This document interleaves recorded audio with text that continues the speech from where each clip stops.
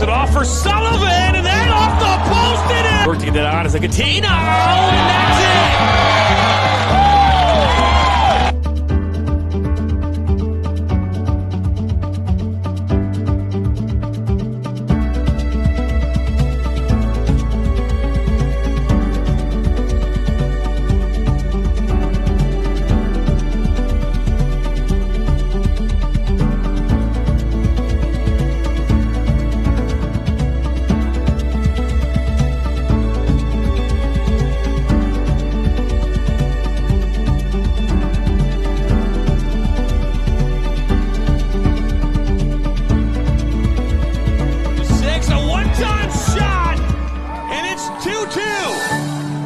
Lays it off for Sullivan, and then off the post it is. Work to get that on as a Catino, and that's it.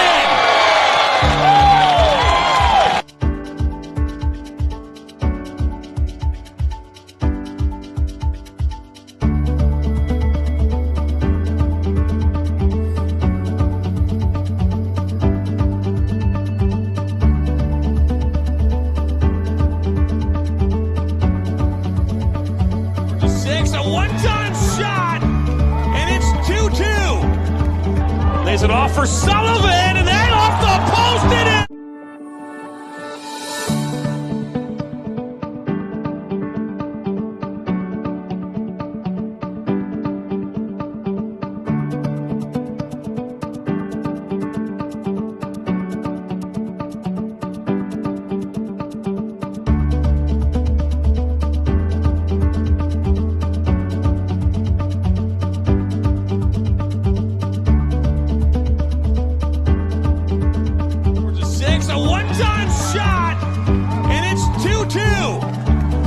Lays it off for Sullivan, and then off the post it is. Work to get that on as a Catino, and that's it.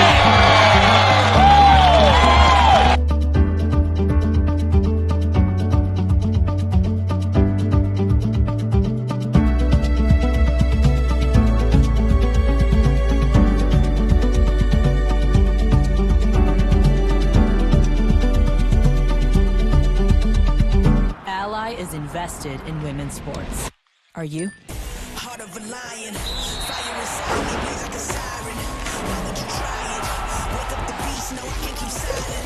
I know my timing, now it's my time, your time is expiring. Blood, sweat, and tears, I conquer my fears, I'm ready to fly now. We know they scared of us, no, they don't care for us. The game has changed monumentally. Ally is invested in the financial future of women's sports. Did you know that your garage door is the single biggest object on your home? So if you're looking to add some curb appeal, it's a perfect place to start. And right now, you can get 12 months same as cash. At Dover & Company, we carry the area's largest selections from top manufacturers. And don't forget to ask about our openers and accessories. We have it all, from battery backup, remotes, keypads, and OHD Anywhere that allows you to control and monitor your garage door from anywhere with your smartphone. Dover & Company, your hometown garage door company since 1936. Michigan Soccer Network, man! DCFC!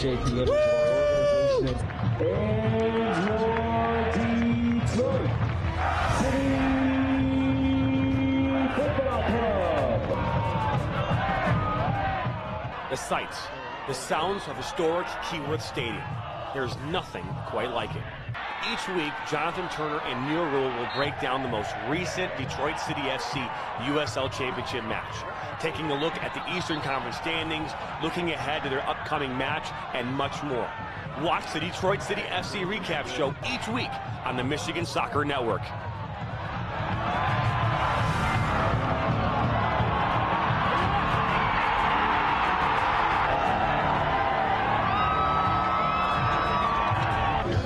Let's go City on the Michigan Soccer Network. You are watching the Michigan Soccer Network. Come on, City.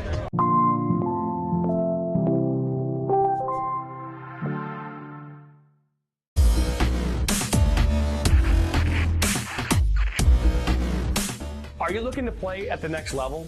MSN is now offering player recruitment videos. We are excited to partner with you and your family in getting you to the next level. To learn more about our packages and what we offer, head over to the MichiganSoccerNetwork.com. Remember, your journey starts with a click.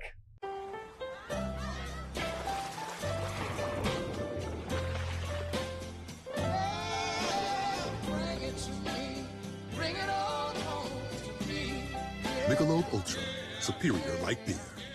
So you're banana bread experts. At this point. I'm Annie. I'm Morgan. And this is our banker, Dennis. Hi, I'm Dennis. They came in and were looking for financing. They needed some seed money to get the business going. I was with him when I got the news that we had gotten into our dream retailer. I said, you allowed us to get here. I live vicariously through all my customers, and this was just incredible. I could share in that victory with them. Sounds like you made that victory possible. I had a little something to do with it.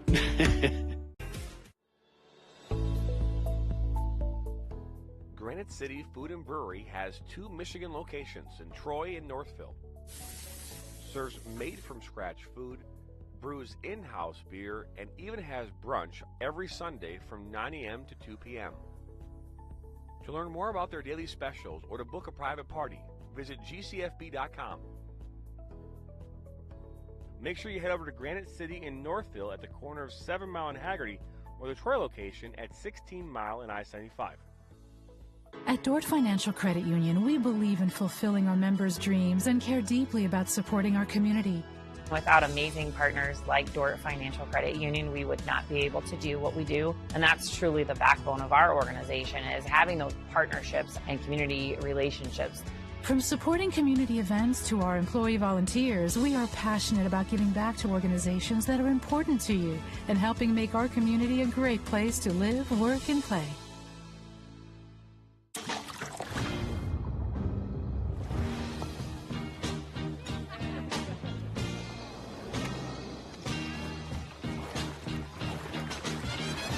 Michelob Ultra, superior light beer. What makes Snyder Financial unique is that we're a family-run financial advisory firm. Our clients enjoy working with us because we're a family. We understand family and relationships. We absolutely find joy in building relationships with our clients. And we really want to help them feel educated and feel empowered with their planning. The level of service and commitment that we have to our clients, that's what we put above everything else. Snyder Financial, a proud sponsor of the Flint City Bucks.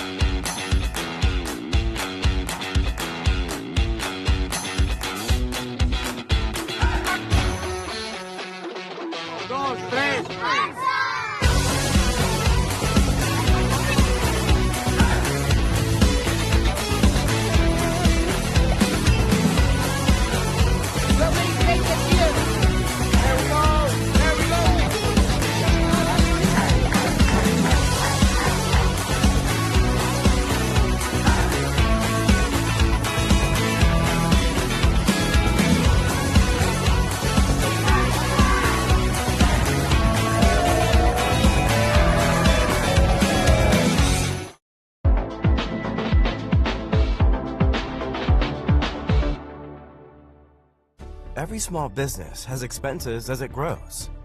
Whether you're a farmer, a wedding planner, or anything in between, PFCU can help. With a suite of business services, we can help build your business. I'm a husband. I'm a father. I'm a sister. I'm a son. I'm a brother. I'm a daughter. I'm a sister. I'm a referee. I'm a referee. I am a referee. I'm a referee.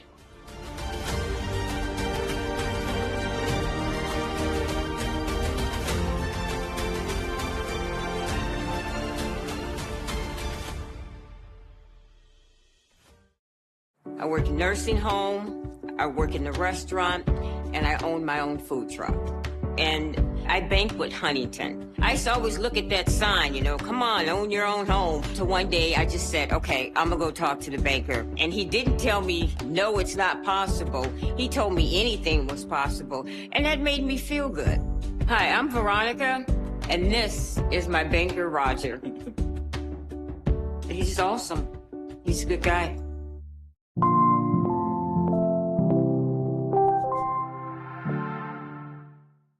Looking for Baccarat, and that goes in!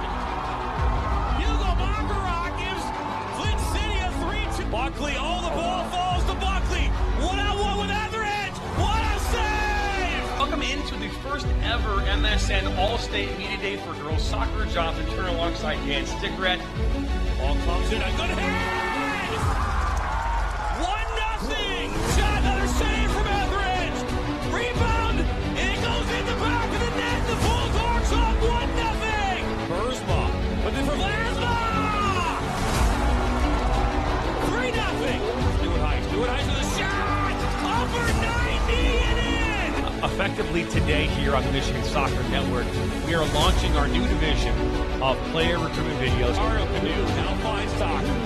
Stock's got a left-footed banger. He shoots it! It's in! The Red Horse equalize!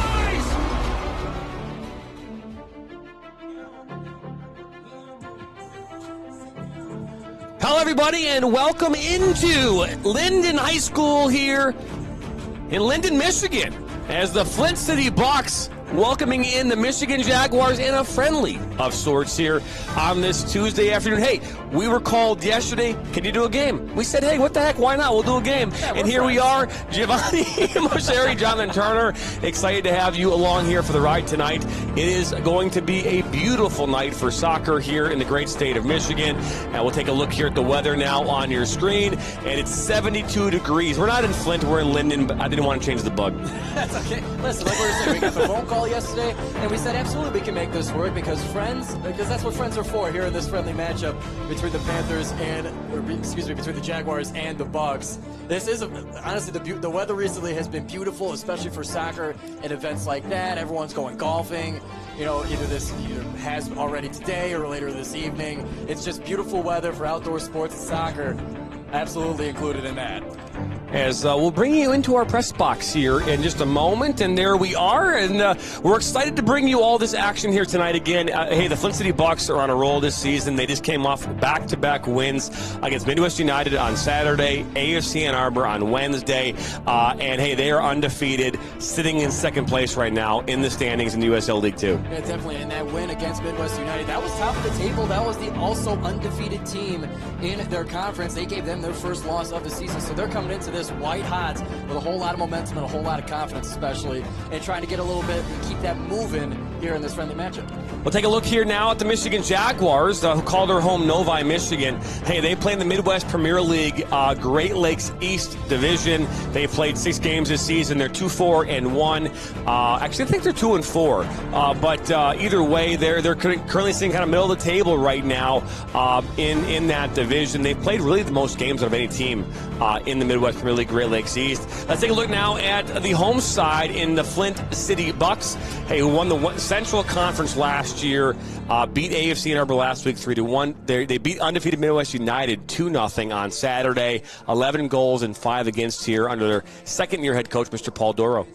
Yeah, Paul Doro also promoted to the head coach position at Oakland University, so trying to sharpen his skills as well. Some of the teams that he faces in USL League 2, he finds on the Golden Grizzlies team, he finds in the Horizon League 2, so definitely interesting to see what the coaches do in the offseason as well as the players.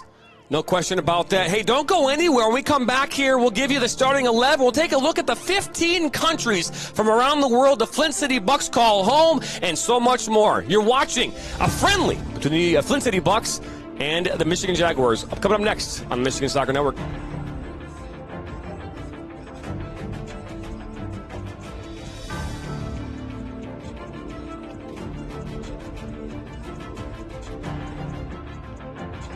Welcome back, everybody, to the MSN Highlight Show. Now, let's go take a look at some of our Play of the Week nominees, of which there were plenty.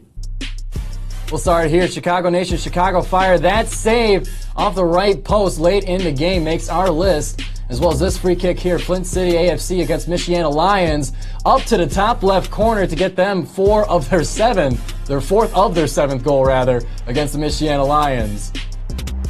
This one here, Maryland Bobcats, a save to protect the 2-1 lead for the Bobcats right on that left post makes our list as well. We now go to Beadling SC against Corktown WFC. That penalty kick would be denied to prevent a 2-0 game to keep it within 1. We now go to Flint City Bucks and AFC Ann Arbor. This one-handed punch save off the corner kick, what could have been mayhem, was prevented from the keeper. And now this free kick here ropes its way all the way to the top right corner. The teammates were so excited about that one. That's a highlight you're going to remember for a very long time for the Flint City Bucks.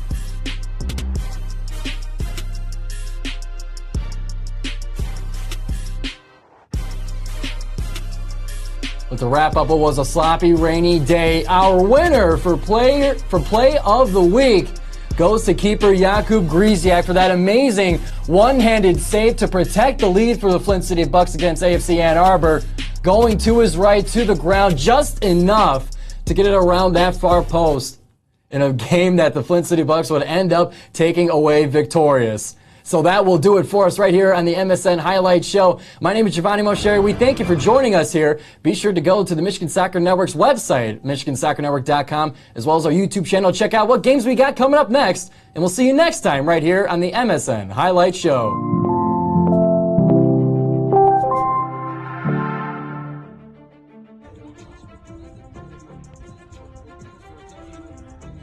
Welcome back here into Linden High School in Linden, Michigan. Jonathan Turner alongside Giovanni Mosheri, and we're excited to have you along here for this friendly tonight here on the Michigan Soccer Network. Hey, it's a doubleheader here tonight. Now, it's not your typical doubleheader, right, where it's back-to-back, but, hey, we have two games going on right now. If you look over on the other side of our channel, the Women's Premier Soccer League matchup, Corktown Women's Football Club taking on the Greater Toledo FC right now. So if you want to watch some women's soccer right now, that's available as we speak.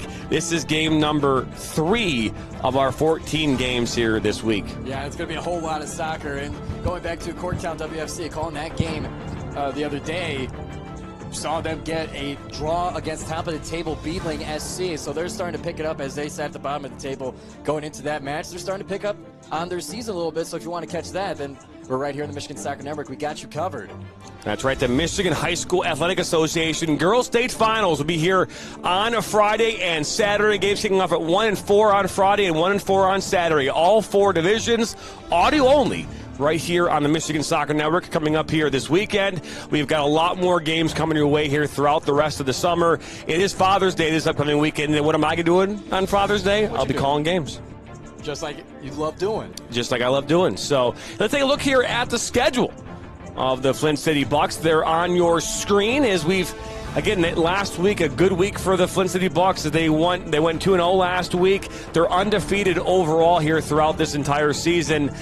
They face Lansing City coming up here on Saturday, at Lansing City, and then Midwest United again here the following week. So a busy schedule for the Bucks here as we take a look now at the USL League 2 standings, and there they are. Midwest United sitting atop the table. They have played 4 more games than the Bucks.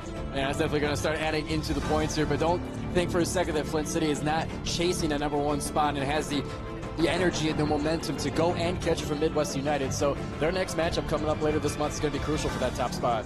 That it will be, and we are moments away here from getting this game underway. Again, a friendly matchup here between the Michigan Jaguars and the Flint City Bucks. You're home of the Flint City Bucks and Flint City AFC here on the Michigan Soccer Network.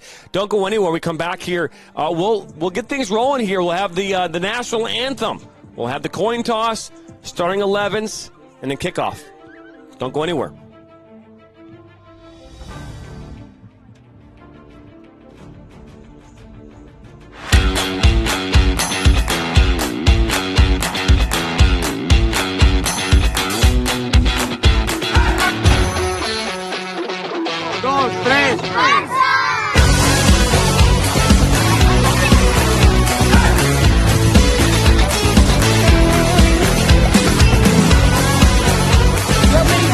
Yo,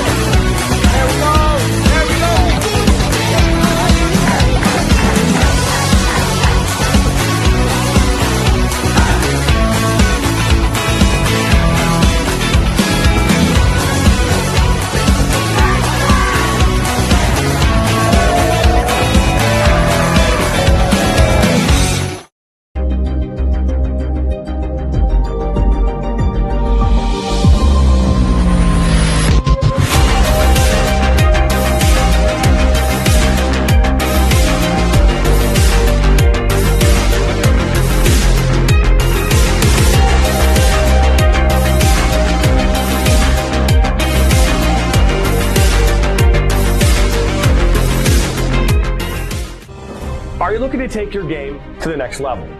Did you know that MSN is now offering player recruitment videos? Our packages include a player profile where you show your preferred positions, the club, the league, or school that you play in, your current coach contact information, and more. The highlight videos could be self-submitted, 15 to 30 clips that will be put into a 3 to 7 minute long video. Video review of your Huddle, VO, or other platforms that you might have video on, as well as for an additional charge, MSN can come out and film games for you to create those clips. Our coach evaluation process, which is also an additional charge, where we have college coaches from various levels across the United States that will review your game film and provide feedback on how to improve that film, as well as also evaluating your play and what you can improve on. To learn more about our packages and what we offer, head over to the MichiganSoccerNetwork.com. Remember, your journey starts with a click.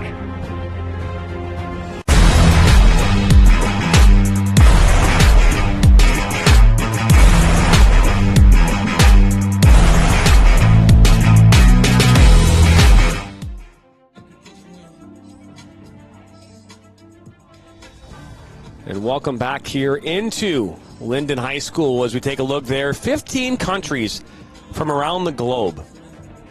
How many? 15. Unbelievable. I know. I mean, quince, is it quince is what they say in Spanish, right? Is that 15? Quince, I believe so. Quince, yeah. It's been a long time since I take Spanish, too. Well, I'll tell you in Italian, it's quindici. My preference. No, I get it, man. I get it. But, hey, we're excited to have you along here for the ride tonight. 15 countries, as we mentioned. Canada, Trinidad and Tobago, Jamaica, South Africa, the Netherlands, Poland, Ireland, Haiti, Germany, England, Portugal, France, Norway, Russia, Japan. It's an amazing list here, and to see that, so everyone looks at that map and like, wow, that's a lot of countries, but to look at it towards individual level, this player has to, one, be found by the Flint City Bucks to be recruited and to come to America, but the whole journey, it's a long distance from home. They got to learn the culture and all that stuff. I always find that very fascinating that they're willing to take a big risk to go to a completely new place to play a game that they love and to get better at it. So I always give great props and great respect to those players that make that choice. No question about that. We'll push that off the screen now. And, here's the thing. I always say this. It's like the housekeeping rule, right? Hey, we want you to be a part of this just as much as we are a part of it. So, hey, you're watching this game tonight. We want to know where you're watching from. We want to know who you're rooting for. Hey, even in the poll section, you're going to have a poll here. Who do you think is going to win this game tonight? And that will be available right now on our YouTube channel. So find out who you think is going to win this game and who wins tonight. Also, there is a third option. It's a draw. Last night in that matchup, there was, I think 30% of the vote was a draw. So very interesting as that took place. But the poll is going up right now. Who do you think is going to win this one tonight? The Jaguars or the Michigan Jaguars or Flint City Bucks? And someone in the comments already says Russia, question mark. Well, that was on the list.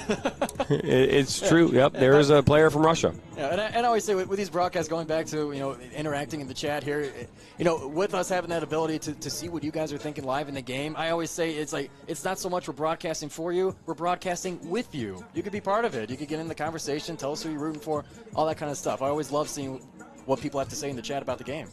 Yeah, now I'm just going to go ahead and I'm not even going to respond to that comment. Yeah, so we're just go ahead. We're going to put that. We're going to hide. We're just going to remove that comment altogether. So yeah. So be respectful in the chat as well. And that's goes without saying, but we'll say it anyway.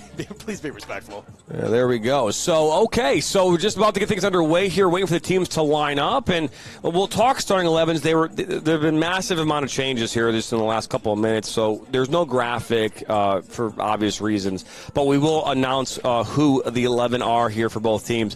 In goal here tonight for the Michigan Jaguars, Alfonso Enrique, Vincent Stockton, Felipe Atrabom, Gabriela Bressanelli, Yanner Gonzalez are in the back line. In your midfield, Matthew Rafferty, Masuki Sato, Andres Gomez in the midfield, Hassan Alatuli, Corey Matthews, and Jordi Lopez will be in the starting 11 here tonight for the Michigan Jaguars. I think Ren Suzuki might make its way in. That was kind of a last-minute addition, so we'll see if that actually changes or not. And then for your Flint City Bucks, in goal here tonight, you've got Blake Gillingham. from San Jose, California.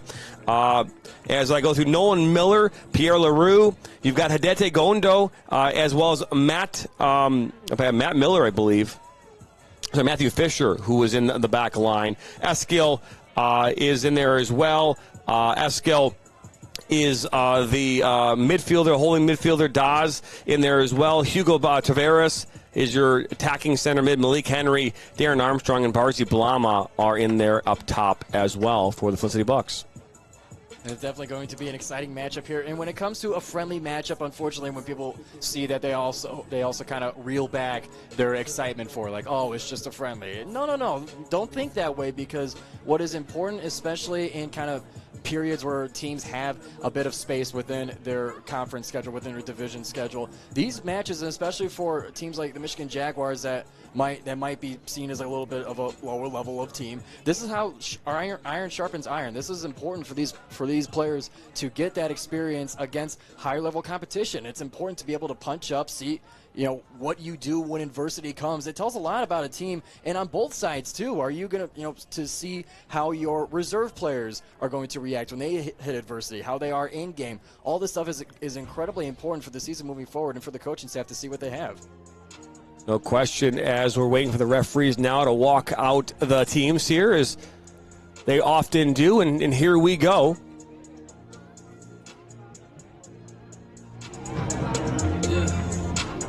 The ones that hate me the most are just like me.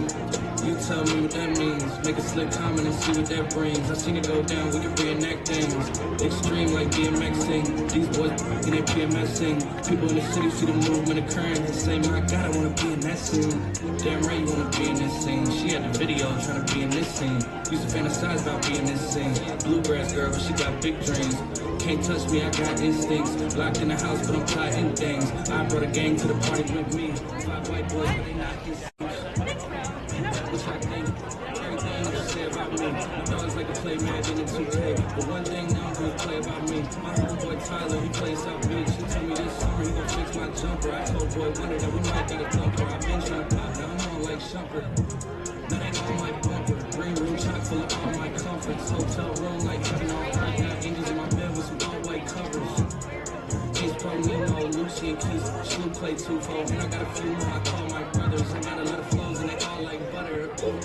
You know what that means. I came home nice, but I'm going back mean. I'm about to globe trot when they know a vaccine up. Jack lost, but they know exactly what's going on. Made a mill and I don't know what to blow it on. I tell a critic shut up like my show is on. Give a t-shirt to her, said throw it on. She want a mini high school classmates, I'm growing on. My peers ain't popping, they don't know what's going on. Y'all well dressed, but you ain't got soul and you just can't sew it on. Ladies and gentlemen, hello and welcome to Claude Cranston Field on the campus of Linden High School for tonight's match featuring the visiting Michigan Jaguars and your Flint City Bucks. Let's meet today's starting lineups. First for the Michigan Jaguars, number 45, Matthew Rafferty. Number 35, Felipe Acherboim. Number 41, Gabriel Brasanelli. Number 46, Jonier Gonzalez. Number 40, Masayuki Sato. Number 50, Andres Gomez. Number 42, Hassan Alatuli. Number 48, Corey Matthews. Number 36, Jordy Lopez. And starting in goal for the Jags, number 12, Afonso Enrique.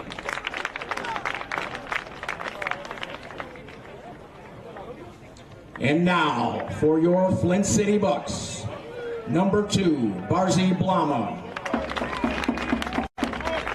Number 3, Ideto Gando. Number 4, Pierre Lureau. Number 6, Nolan Miller. Number 8, Malik Henry. Number 10, Hugo Tavares. Number 11, Darren Armstrong.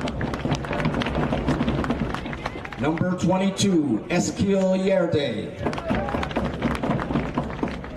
Number 28, Matthew Fisher.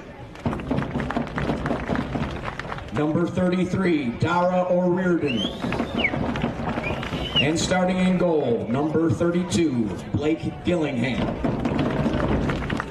The officials for tonight's match: head referee Jason Cross, assistant referees Audra Fullen and Derek Mrose. Ladies and gentlemen, at this time, will you please stand and remove your caps as we honor America and those defending our country with the singing of our national anthem, performed this evening by Latina Martin from the Flint Institute of Music. Oh, say, can you see by the dawn's early light what so proudly we hailed at the twilight's last gleaming, whose broad stripes and bright stars through the perilous fight o'er the ramparts we watched were so gallantly streaming, and the rockets' red glare, the bombs bursting in air, gave proof through the night that our flag was still there. Oh, say does that star-spangled banner yet wave o'er the land of the free and the home of the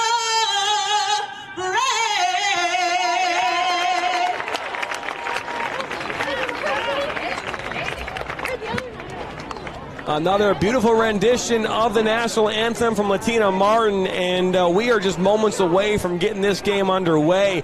Your referees here today, match officials, Jason Cross is your center, Audra Fullen and Derek Mraz are your assistant referees. No fourth official here today.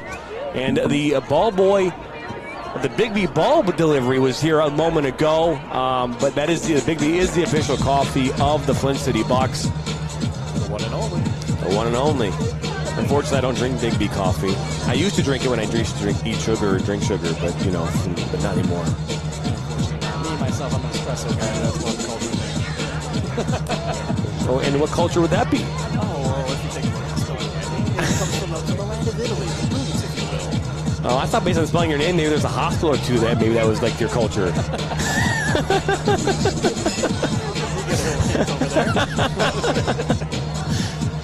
As, again, moments away here from the start of the A's. Hit that subscribe button, like us, and share it with your friends and family, and come back for some more here on the Michigan Soccer Network. Right now, 7 votes coming in. 86% of you say the Bucks are going to win this one. David Sanders says, here we buck and go. That's the spirit I love. And just kind of going back to where usually when you're in the Flint City Bucks and Atwood Stadium, the River Rats, their designated their fan section. In the rat's nest. I love the fandom that comes around these teams. And here we fucking go. Great example of that. The Flint City Bucks here tonight will be in the red kit. The Michigan Jaguars will be in their white kit. And they'll be going out, looks like right to left on your screen, while the Bucks will be going left to right. Wait here for the match official, Jason Cross, to get things underway.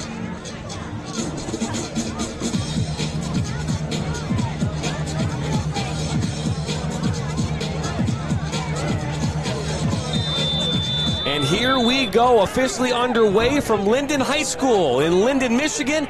Jonathan Turner alongside Giovanni Macheri is the Flint City Bucks and the Michigan Jaguars in a friendly on this Tuesday, June the 11th. As O'Riordan on the ball now will play this back to Gondo. Gondo all the way from Fukuoka, Japan. A Georgia State University player as well. This ball will go out here on this near side. Matt Capella asks, who's your favorite anthem singer at games you guys cover, and why is it Latina Martin? Well, if you need to know the reason why, you can skip back a few seconds and listen to it yourself. It kind of speaks for itself. To be fair, to most games that we go to, there's not someone actually singing the national anthem, so we are in the presence of good company when it comes to the Flint City Bucks and their national anthem singer and Latina Martin. So we've had some young kids do it as well, so... But by far, my favorite is Latina Martin. This ball played in a mix and almost an opportunity there from number 2, Barzi Blama, all the way from Snellville, Georgia, and Mercer University. And the reason these friendlies are important, Giovanni, you mentioned about shaking off the dust and getting players sharpening the iron, as you had mentioned during the pregame, is a lot of these players, if they're not on the first team, they're not seeing as many opportunities to touch the ball during the summer. And a lot of these players, they play at very high-level colleges or looking to get their, make a high-level roster here this upcoming fall season. So this right here, an opportune moment for them to get out there, compete, show Paul Doro and the Flint City Bucks, along with Gary Parsons, why they should deserve to have a spot maybe on the first team. Yeah, no doubt. And there's no substitute for live game action, because you can do all the training, you can do all the studying, but once you put pen to paper or toe to ball in this case here, then you're really going to figure out what you made of. Play around this back line. That was Yerday touching the ball there. Now passing it back to Yerday, and this will go all the way back to Gillingham. Gillingham from San Jose, California, and Creighton University. And something the Flint City Bucks do a really good job with, and we talk about it all the time, is their possession. They know how to work the field, work this ball around that back line, switch the point of attack. Ball into Yerday. Yeah, it's something they're always very careful about their possessions. The passing is very precise and intentional in that sense. But we have seen sometimes where, even though you do have the ball a lot, sometimes you even get a lot of shots up. We have seen at times where, no matter the volume, sometimes it's tough to actually have the shots on goal and go in. So it's more than just possession, but it definitely gives you advantage. Oh, what a beautiful ball, by the way, right there to Malik Henry. Remember, Henry scored that second goal against Midwest United here on Saturday. He lays it off to O'Riordan, and that one right at the goalkeeper, Henrique. Alfonso Henrique from Madonna University, one of many on the Michigan Jaguar squad from Madonna, in the right place and the right time for that one. Jaguars are coached by Dan Diak, as well as Mark Zathi and Alex Isaveski. Now here comes Blama. Blama into the 18, defended well there by Bressanelli. This one last touched off Blama and out for a goal kick. So just 3 minutes into this one, and we're seeing a couple opportunities here, a couple of defensive miscues early on here by the Jaguars, almost costing them the goal there in the opening minute. Near the entrance gate. Be sure to visit the merchandise table and get all of your game jerseys, hoodies, in goal, so they can kind of t-shirts, take scarves, those and chances more. and be like, okay, you're kind of scared straight in that sense. Now you're starting to get a feel for your opponent, and hopefully those little bit of miscues are corrected soon enough, because a team like Flint City Bucks here are not going to let those slide too much longer. We just turned our mics up just in case, so hopefully that makes a difference there, Matt. We appreciate it. This thing audio is super quiet. We'll turn down some of the ancillary noise as well from our main cameras. This ball into the 18. This one slotted across and out for the first corner. That actually hit off of Nolan Miller. Corner kick to the Jaguars. As that was Anye Gonzalez making his way into the 18 and setting up the first corner here of the match for either side. And these early set-piece opportunities is crucial that you at least, because these are difficult to score on, of course, but to get these kind of opportunities like that, it's important to take advantage of them, because you can either get a ton of them, or this could be one of your last ones, so it's important to take advantage. This ball comes in, headed away, now cleared away. And right back now to the box is Tavares. Now Blama. into a Reardon. This one won back by the Jaguars and put back into the mix.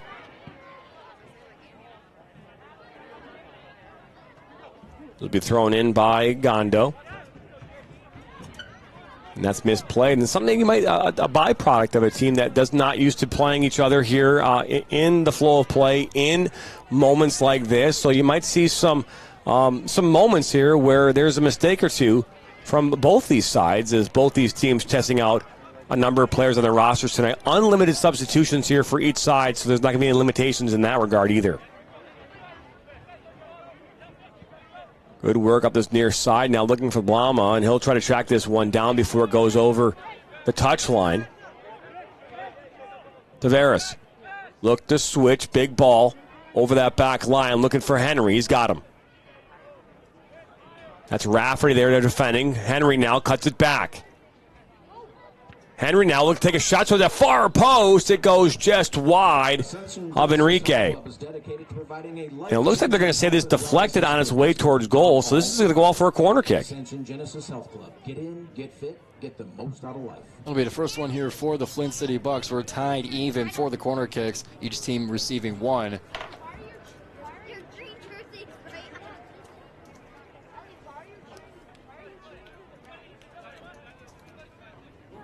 So Tavares will take this corner kick here, puts it towards that near post. Headed away for the time being. Is this one put back in by O'Riordan towards that back post, and an opportunity just across the face of the goal. Nolan Miller almost getting on the end of that one. Yeah, those are opportunities. Those are as common as you see the cross in front of the net like that. It's very precise and very tricky to get that timing into position, into location. All of it has to line up for a shot like that, but you start stacking those on, that can really start to get into the heads of the defenders and the keeper too. Oh, now this ball makes its way into Armstrong, but he can't corral it, as Enrique will punt this up over midfield, and it will reset here for the Bucks.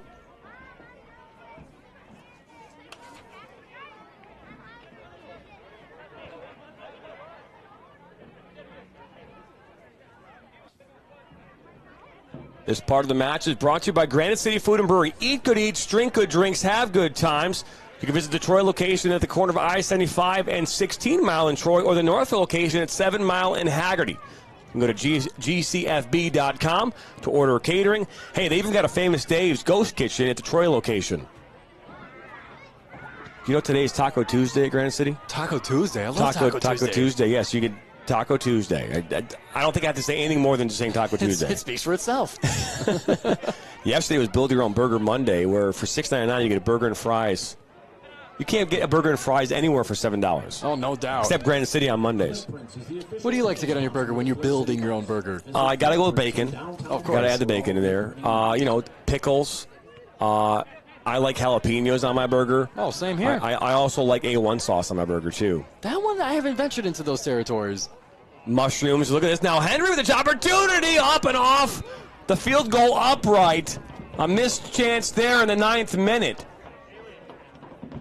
So far, we're 9 minutes in Flint. The Flint City Bucks already with 5 shots total.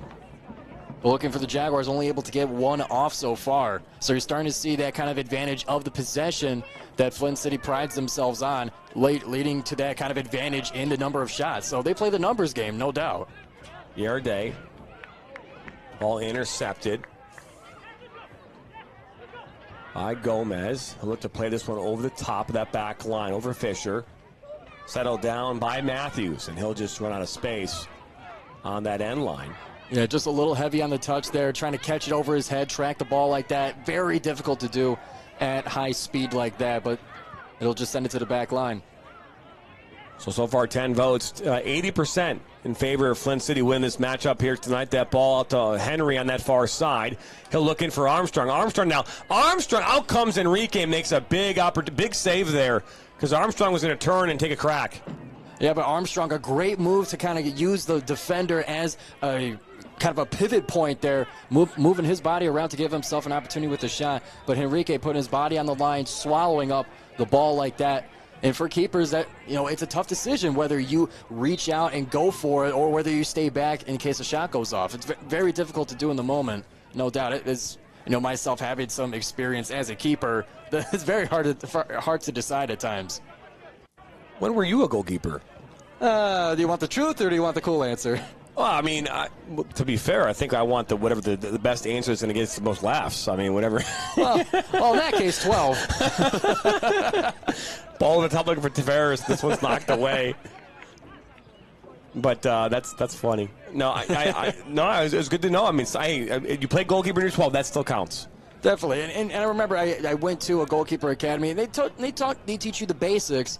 Where in certain cases where it's a one-on-one on a breakaway, you got to meet them in the middle, close the distance as soon as possible. But that could get dangerous sometimes, as I've taken it the full brunt of a strike. Fisher, down by the end line. Didn't mean to cut you off there, man. And just as they get in the 18, sometimes I want to just take over. Oh, of course. Hey, that's your space, no doubt. But yeah, sometimes it's dangerous to go up because I went 4-1 when I was younger, and the kid was just about to wind his foot back to kick it, and I took it to the face. So Henry will take it down the end line. I mean, for someone that played goalkeeper as my full-time role going through, my youth all the way to high school and into college, I can tell you that a lot of contact to the head. I had 8 concussions growing up, so I probably had more than that, but those are the ones I at least registered and went to the hospital for. So yeah, so if I start to stutter at some point in time, it's probably because of my soccer experience back in the day. But either way, that's what a goalkeeper you have to deal with. As this ball comes in towards that near post, and it's headed away. Yeah, so you know what I'm talking about. I unfortunately, I don't remember. David Sanders waving high. We appreciate David Sanders. This one part of the match now is brought to you but not by Granite City Food and Brewery, but instead by Trivellani Asset Management. This one will go up on the screen, and this ball will slot into the 18 and knocked away. Trivellani Asset Management is your success is our success. To learn more about Trivellani Asset Management, head over to trivam.com. That's TRVAM.com, the TRIAVM.com. To learn more about how your financial future can be more secure with Trivellani Asset Management.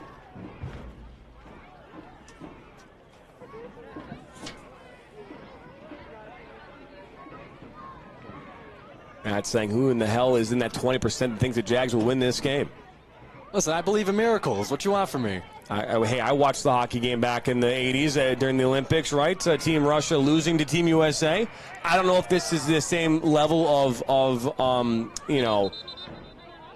to that level, I guess, Giovanni. Sure. I mean, Jason Cross now having a quick word here with Nolan Miller.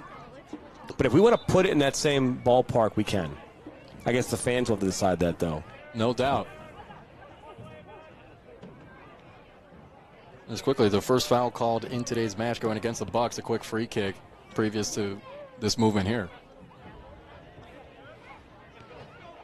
Haven't had a chance to really say a whole lot of names here for the Jaguars as we talk about this. The possession here heavily in favor of the Bucks right now. The ball back to Gillingham. And so far, Flint City Bucks are playing their game with that possession. Still leading in the shot category 5-1 over the Jaguars, 2 of which were on goal, forcing Enrique to get his hands on it. Now Tavares will play this one. I'm not sure where he was looking to go with that ball, but either way, makes his way back to Enrique. And the Michigan Jaguars, who call their home league the Midwest Premier League in the Great Lakes East Division. That's made up of a number of local area teams here. Is Yerdy now on the ball for the Bucks. Into Henry. Henry now into the 18. He'll slide it back now. Tavares, far post. It goes just past that far post and out for a goal kick. Those high traffic situations, the accuracy is so crucial with that one. Getting close, keeping the keeper in attention. So far, hasn't resulted in a goal yet, but you stack those on. That was now shot number 6. Those add up. To play the numbers game, law of averages, you're going to get some in the back of the net eventually. So the Bucks on the ball here once again, looking for Henry up that far side. He's got a ton of screen space in front of him. Looking to put this one off and laying it off for a Reardon. Armstrong was making that delayed run. This one cleared away. Yeah, just one step short, like we always talk about. And it's almost cruel when you're watching the sport here, how all the stars have to align for the offense to get a goal, but all it takes is one tap for the defense to neutralize the entire thing. And just being a step short can go into that as well, giving the defense that advantage.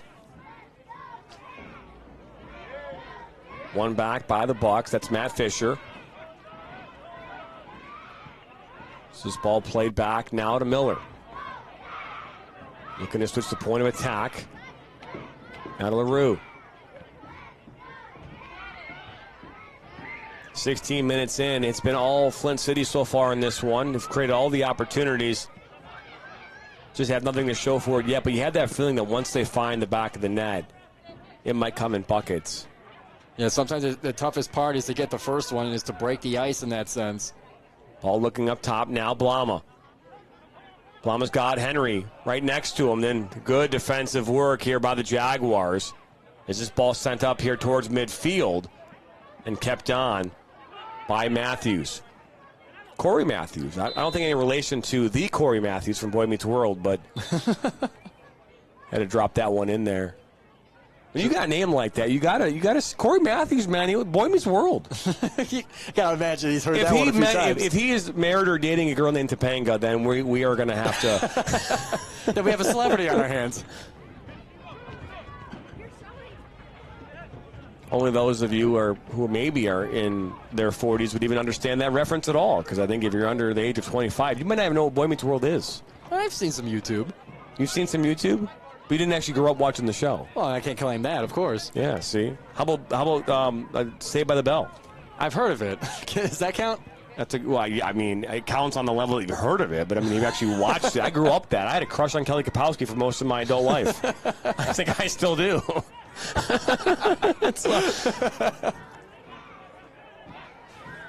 Man, 90s TV, you just can't. That's when Friends came out and Seinfeld. I mean, that was like the best time for TV. Now, Friends and Seinfeld I could get behind. Of course, then The Office did come out. Now, The Office was great. For sure. I think that, to be fair, that's the kind of TV, though, that was actually perfect in the 90s. It's like it was a perfect time period, or whatever you want to call it. But I feel like The Office matches perfectly with Seinfeld and like Curb Your Enthusiasm, those kind of shows. This ball knocked out for a corner. I believe that's the second corner here of the match for the Flint City Bucks. It is. They now have the advantage there. 2 corner kicks to the Jaguars just with 1. Well, so we're going to put this out there. What was the best era for TV shows? 90s, 80s, 2000s, 2010s? I mean, what's the best? I know a lot of you like those dramatic shows like, Game of Thrones and things like that. That came out, obviously, the last couple years. But I'm just curious, what's the best era for TV shows? This ball put in towards that back post, went over the head of Nolan Miller, and this will make its way out. Yeah, let us know in the chat what kind of TV you like, if any of the shows that we're mentioning are ringing a bell for you. Whether that bell being rung is Saved by the Bell or otherwise. I mean, there are a lot of people out there love the TV show Lost. Right? There's a lot of people that love that show. Now Henry, let's put this one back post. Nobody there for the box, is settled down by Gonzalez. Taking a bit of a tumble there, too. Tavares will go down. That'll be the first foul going against the Jaguars. Their teams are now even in that category. Well, really close to the 18 here. This creates, it's essentially a corner kick, but a whole lot closer. So this is going to be a dangerous opportunity, and they're going to have to form a little bit of a wall in front, as you see here. Enrique setting the 2-man wall.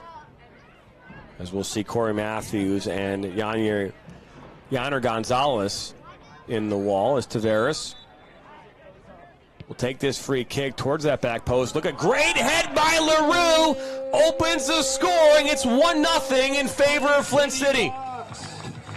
Like we keep saying, and especially for the Flint City Bucks, you keep trying to keep putting up the shots. That was their 7th shot, 3rd one on goal. That one finally going through, breaking the ice for the Flint City Bucks.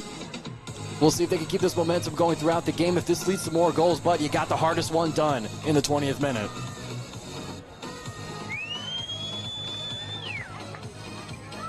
So a goal coming in the 20th minute from Pierre Leroux from Bourges, France, and the University of Michigan.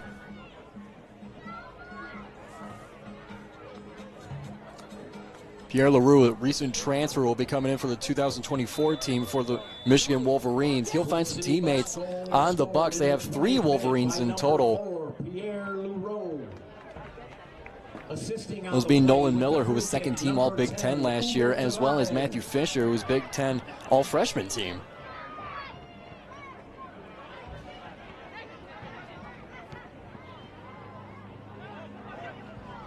Ball now all the way back to Henrique. Look to put this one up towards midfield.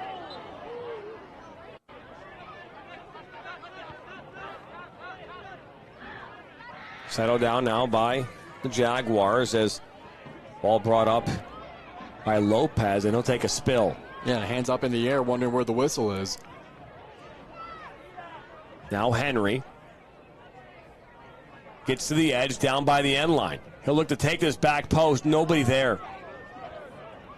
You got to imagine at this point for the Bucks, they're starting to, their teammates at least are starting to catch on. Like, hey, Malik Henry's going to take it up on that left side very, very often. Be ready for that cross, as he's been able to at least get the pass off in time. But we've seen nobody home just as many times as well. So for their teammates on the Flint City Bucks, get ready for that, and especially for the Jaguars defense, get ready for that too. Gomez pushes it out wide. This one put right into the hands of Gillingham from Joy Lopez. As this next 5 minutes is brought to you by the National Soccer Club. Achieving more together. To learn more about the Nationals family and to become part of the family, head over to nationalsoccer.com. That's nationalsoccer.com.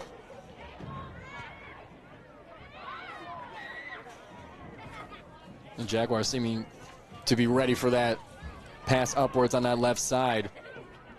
Cutting it off before it goes too far. Oh, at your bomb.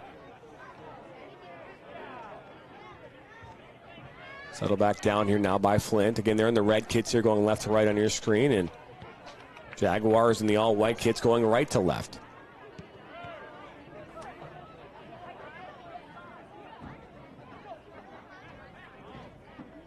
The Jaguars seem to be forcing themselves to fight for some of that possession there, because they're starting to realize that Flint City is not going to be giving up a whole lot of possession.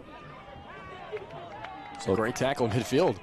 Cork Thomas Football Club is up 1-0 right now over Toledo FC. Great Toledo FC, as Toledo is now playing with 10 men due to a red card that was issued here during that matchup. So if you want to watch that game while watching this game, you can just tune over and do that. That's the beauty of having 2 games going on all at once.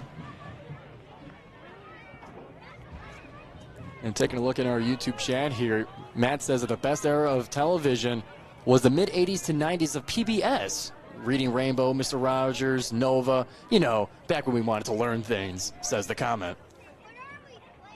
Well, to be fair, I mean, and I don't disagree with you on that. To be fair, there wasn't the same access to information that you do have today back then. So you had, the kids weren't going to go read books back then. They wanted to get it from TV. And now, with all the information, we're getting all of our information in 30 to 45-second increments. And while that has changed the way TV and media have tried to get our attention, we're going to see a yellow card coming out here now for the Jaguars, as Lopez is going to get a yellow card.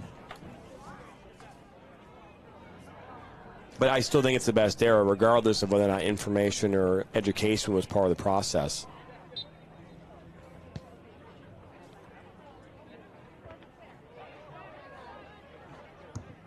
A yellow card has been issued in the 24th minute to Michigan Jaguars number 36, Jordy Lopez. So Henry on the ball.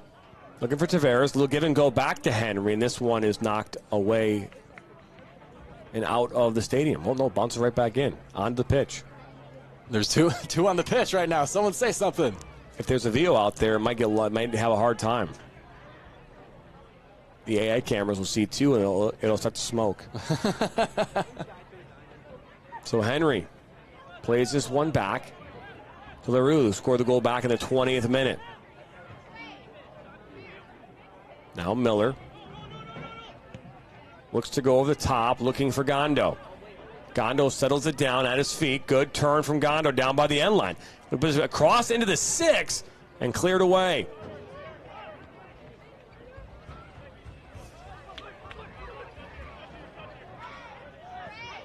Now played all the way back now to Gillingham. The Michigan Soccer Network recently launched our player recruitment highlight video program. Whether you got a video already made and wanted to get it to more people, or you got to start from scratch, the Michigan Soccer Network is your place to be to get you to where you want to go. To learn more about our highlight video program, visit MichiganSoccerNetwork.com and select highlight videos. I did not know that. Well, that's raising a couple eyebrows here in the press box. That's news to me. Well, we'll talk about MSN News in just a little bit. Don't you worry. Talk about a great segue. This ball over the top, looking for Blomba, but the flag will go up for offside. Manufacturers, distributors, and logistics. Well, while we're talking about it, the only place to get your breaking soccer news here in the state of Michigan is right here at MSN. From youth to professional in Michigan, we got you covered, bringing you the best that soccer has to offer. Visit MichiganSoccerNetwork.com to find all the news you can get.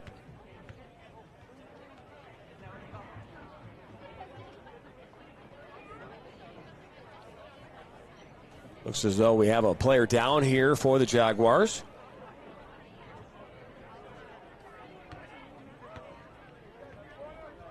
Not quite sure what's going on. Obviously, a referee did ask for a substitution. What's it like outside today? Is it hot out there? Oh, it's beautiful outside. I haven't left the studio all day, so I was just curious what it's like outside. In that case, it's overcast, kind of chilly. Not a good day outside. No, I know my kids, they called me from home. They were actually FaceTiming. They were in the pool. So they were enjoying the beautiful weather of Michigan. Again, we talk about this all the time. There are 3 seasons here in Michigan. There's summer and there's fall, or summer and winter, and then there's the orange cone season. So,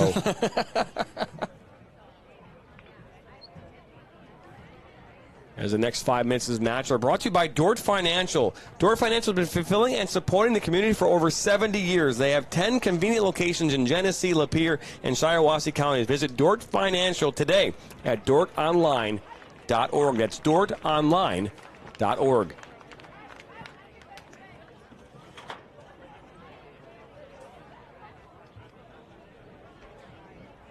So we'll see some substitutions and see Mark Zathy giving some instruction there to a couple of Jaguar players here on the side. Mark Zathy, the head coach of Medina University.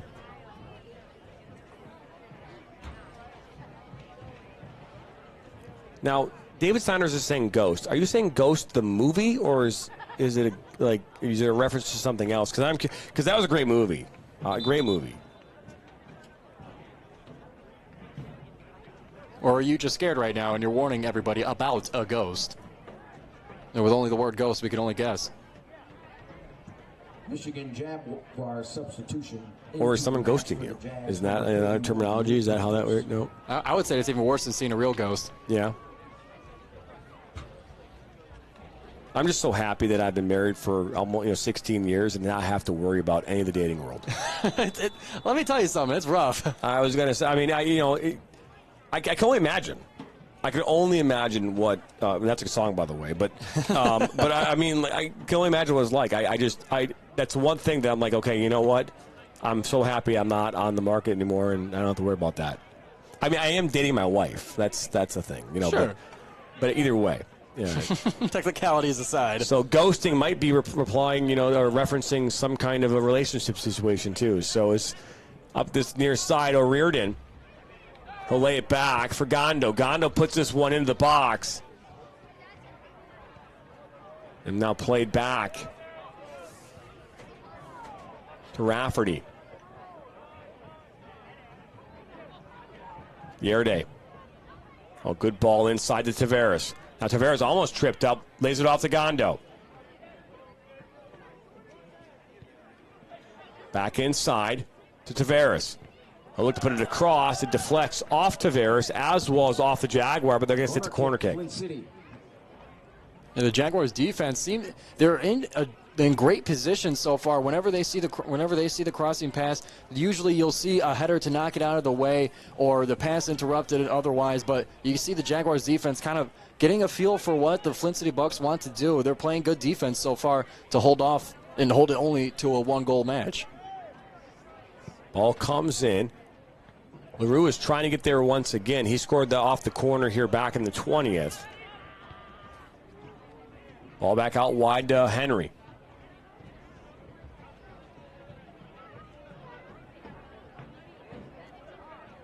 Patient offense from Henry. He'll make a good turn down by the end line. Looking to slot this in towards Blama. Henrique is down now as that ball goes up and over. Yeah, and we talk about all the time how tough it is and how physical being a keeper is. You're putting your body on the line because you got players coming full speed with you with a cannonball ready to be launched right at your face. It's a tough scene, and sometimes with those contacts, the keeper takes the bad end of it. So Jason Cross will wave on the athletic trainer here once again. So we've had a couple moments here in this first half where injuries have delayed the game, and he looks to be in some significant pain.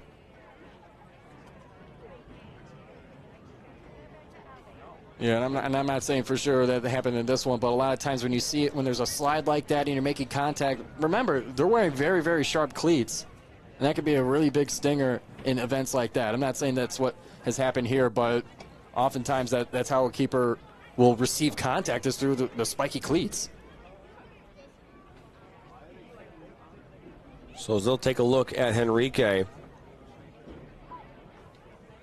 Busy week ahead, as we talked about here throughout the early part of this pregame. Tomorrow night we're doing the UPSL game of the week out at Wixom at Toka as Detroit United. And Allianz FC will square off. Detroit United, they get a point tomorrow night. They win the Great Lakes, the Midwest East Division tomorrow night, which will put them in the number 1 seed here going into the playoffs here in a week, which will be great for them. And then I'll take a day off. I will not work on Thursday. I've gone like 10 straight days of calling games. And then on Friday, it's an awesome experience to be able to call the state finals. Of course. We did it in the fall. We're doing it again here this year as well, and we'll be calling all 4 division state finals audio only here on YouTube. So what's audio only? Well, we don't have the rights to put the video out there. We will be able to still call the game. You'll be able to hear Giovanni and I calling the games here all day on Friday, all day on Saturday. The highlights will be on our YouTube channel here, both on Friday and Saturday night. So you'll be able to watch the highlights of those games, along with post-game interviews and all that. But the actual live game itself will be available in audio only. If you want to watch a video, you'll have to pay $11.99 on the NFHS network. Or just come back and listen to us and Giovanni and I as we talk and have some fun and call high school or girls soccer. Definitely. It's going to be a lot of fun, and me having some radio experience, that's a little bit more in my wheelhouse, so think of it as a radio broadcast. That's exactly what it will be. Is most of the highlights, by the way, that are in our pregame, like our opener, are from the state finals in the fall, where we did audio only for the fall. So it's a marathon, though, I'll tell you that much. That day we did 4 games in a row in one day. Yikes. So that was a fun afternoon, and I had a chance to call the Division I state finals as Troy Athens got their first state championship since 2019. But I was a member of, I graduated from Troy Athens High School and won a state championship back in 1997. As this ball comes in, Blama gets a head on it. Now LaRue will head it back towards O'Riordan. He'll put this one back into the mix, and Henrique makes the grab. So it's pretty cool to be able to, kind of like a full circle moment for me.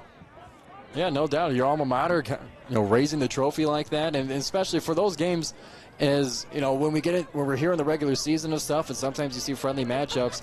Then now this weekend, you get the highest level. You get the grand event, the finale of a long high school season come to fruition, and we got all for you on the Michigan Soccer Network. It's high level, high stakes soccer. So thrown in here now by Yanni Gonzalez. Now Sato now back to Flint City box as Yerday will bring this up over midfield. He's got Henry out wide. He was looking to play that maybe to Armstrong, and it makes the way back to Henrique. Yeah, just a little heavy on that one. And we were mentioning a little bit before, but with the friendly matchup that we have here, some new players get to see some time on the pitch, but that also comes with the readjustment of the chemistry built over the season. Sometimes the players are, not thinking on the same page. That mental communication takes time to build. So sometimes you might see a pass that goes to nobody, but it might have just been a simple miscommunication, like, hey, I thought you were going to go chase it, or all that kind of stuff. It takes time to build that. And it does. A hard tackle on Gondo here on this near side.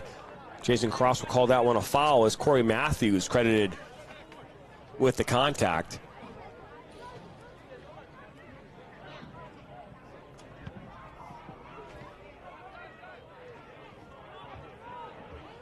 Ooh, and a hard shove there from O'Riordan. That'll make the 5th foul for the Flint City Bucks, of which the Jaguars only with 2.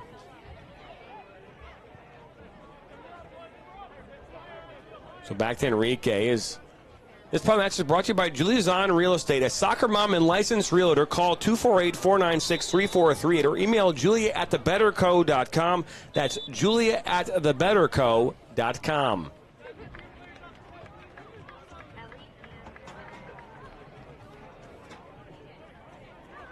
Every game after every game I check to make sure I got every single read in. Mm-hmm. And if I don't tap myself on the shoulder. Oh, man. But yesterday I got them all in. And sometimes it's not easy, man. There's a lot of reads. Of course, but that tap on the shoulder makes it all worth it. Someone has to call all these people and get these advertisers to even come on board with us. I'm not sure who that is, but that person, they need to stop putting all these ads in the game. But you guys, the audience, you got to understand that it's the price of doing business sometimes. Headed back into the mix by Matthews, and now Tavares. Gomez took a whack at him, and now this ball played up towards Blama here on this near side. He'll settle it down at his feet. Good work by Blama. Still has the ball at his feet, now into the 18. Great individual effort as this ball goes up and over. He gets under that one. That one might just go in. Yeah, and that was a great effort by there. And you saw all the individual moves going back and forth. You see those drills that you learn when you're younger and trying to flip to one side and the other. Whole lot of individual movement, but still able to power through, keep the possession. Just that final touch not there.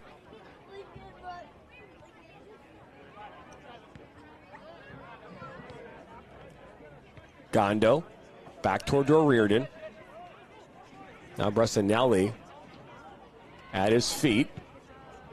Pushes this one up toward midfield and out of touch.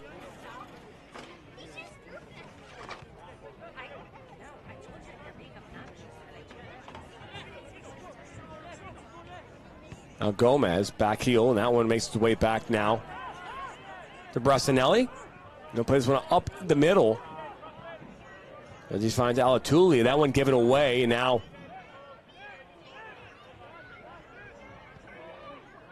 finding Gondo.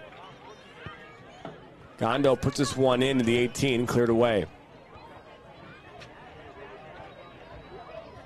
As LaRue, he tries to head this one back towards Gillingham, and he'll patiently pass this one back towards Tavares.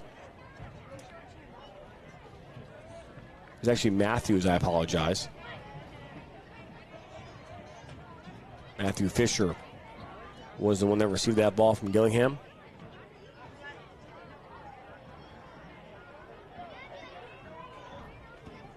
Now all the way back to Gillingham was in the 39th minute, a 20th minute goal from Pierre LaRue.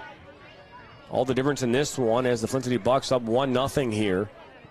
As we get towards the busiest end of this first half, as Gondo will settle it down at his feet. Gonzalez, and this one put into the mix. Now a rebound, and this one hits the side netting on that far post as Darren Armstrong unable to get it back on frame. Yeah, and a great touch to keep it up in the air and to keep the possession alive, getting a couple more chances on it. But just that final touch just to the left.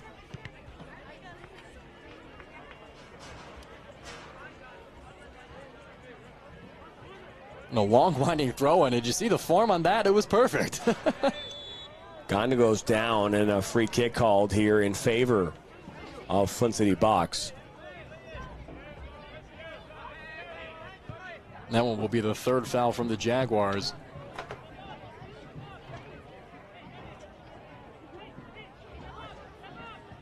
LaRue. Good pullback. Inside for Tavares. There's too much pace on that ball.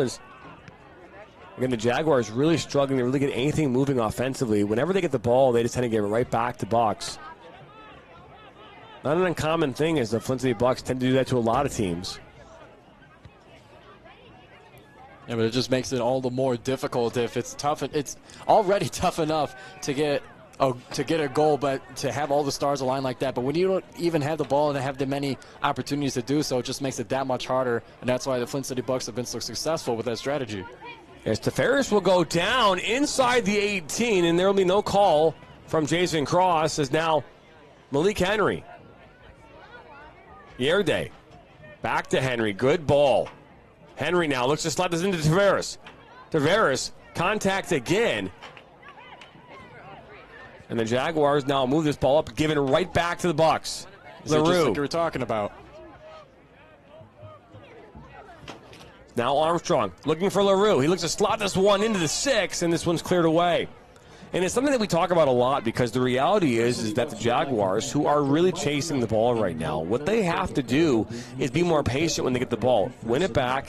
You don't always have to go forward. Just hang on to it, because what you're doing is you just keep they keep reloading. And as long as they keep reloading, eventually they're going to hit. So don't get the ball right back to them. Try to hold the ball as much as you can. Buy some time. Be patient and see if you can build something out of the back. Yeah, no doubt, but you got to imagine with the limited times that they have the ball, they're extra anxious, saying, we got to get this, we got to get it now, because we don't know how long until we get it back. So some of that anxiety with it could probably go along with it as well. But you're right. Stay calm and keep kind of do what the Bucks are doing in terms of staying patient with the possession, think it out, and be deliberate with your movement. So a foul just called here a moment ago. So 42nd minute.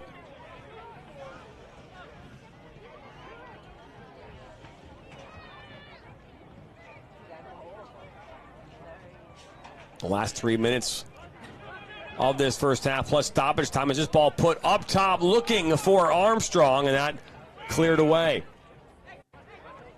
And a great move there, meeting the attacker in the middle, closing the distance, and able to get the first touch on it to knock it away. So now Tavares will take a bender up and over.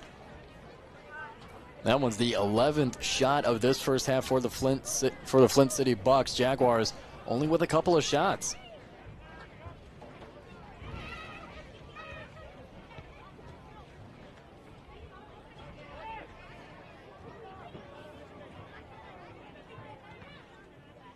Ball deflected off of Henry and out for a throw-in on that far side. I want to give a shout out to the lacrosse practice going on behind the field here. Are you a fan of lacrosse? I love lacrosse. I find it to be, it's one of those sports where the more you learn about it, it's just like a whole new world for sure. You know, there's a song, A Whole New World, from a famous movie. Oh, that you talk about one of those old man movies that you're talking about? Nah, I'm just kidding. I know you talk about Aladdin. Old man movies. So going back to the TV conversation we were having, all jokes aside. Old man movies. Wow. Wow. Things are getting personal here. Okay. Oh, I've heard.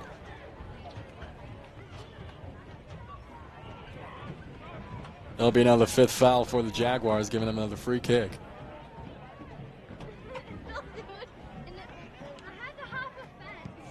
All cleared up over midfield.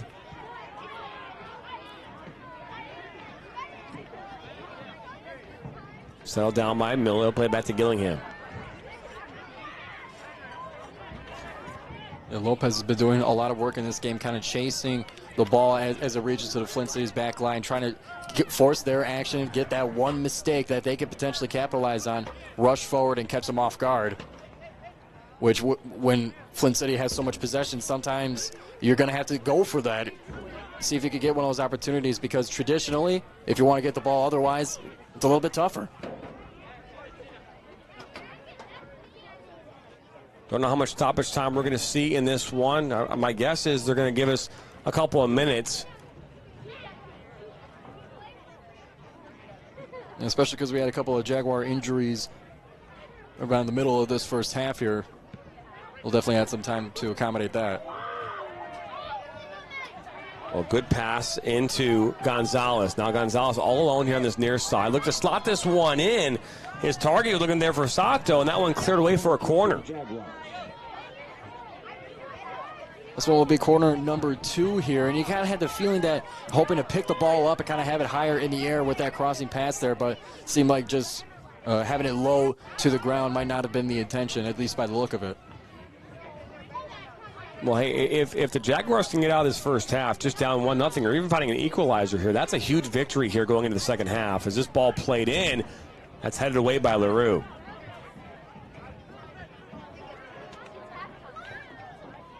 Gonzalez unable to catch that one before it goes past that back line. But yeah, you're right. In a matchup like this, where Flint City Bucks at a little bit of a higher level, if you're keeping it close, that in and of itself has got to give you confidence coming into the second half, because it's not too far away to get that equalizer, and then you're playing 0-0 once again. So Miller on the ball. 2 minutes of added stoppage time here to end this first half. 1-0 here in favor of Flint City Bucks. A 20th minute goal from Pierre LaRue. All the difference in this one is Flint leads the Michigan Jaguars 1-0. Scondo throws this one in, finds Blama. Blama goes down, and that'll be a foul.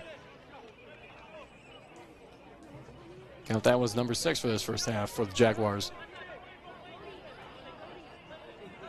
Coming up here at halftime, we'll take a step aside here for some commercials. Come back with the first half stats. And get ready for the second half as this ball played in by Tavares. Up this near side to Gondo. Into Blama. Blama into Tavares. Tavares tries to get behind that back line of the Jaguars, and now this will roll out. And out for a corner kick. And Gabriel Bressanelli in the right place in the right time, forcing a little bit of miscued action there to get around the ball, box the player out. And, you know, unfortunately, corner kick's now exactly what you want, but you neutralize a really close threat. So Tavares will take this one. Already got an assist here in this one as he played that ball into Pierre LaRue in the first 20 minutes of this game, and that's the 1-0 score is Yerde. And now Jason Cross will end this first half. And it's 1-0 here at the halftime break as Flint City Bucks in the 20th minute. Pierre LaRue puts one in the back of the net, and that's where this first half will come to an end. And again, I said this as we were talking about this towards the end of this first half, is that, you know, the Jaguars got to be feeling pretty good right now that they're only down 1-0. Definitely. They've been doing a great job in the box, playing defense, you know, being in the right position at the right time there, starting to get used to what Flint City is doing, and keeping it close like that definitely got to give you confidence going into halftime. You know, that kind of underdog mentality could prove to be very powerful going into the second half. No question about it. It's 1-0 here from Linden High School in Linden, Michigan. The Flint City Bucks up 1, Michigan Jaguars 0. Don't go anywhere. Second half coming up after this.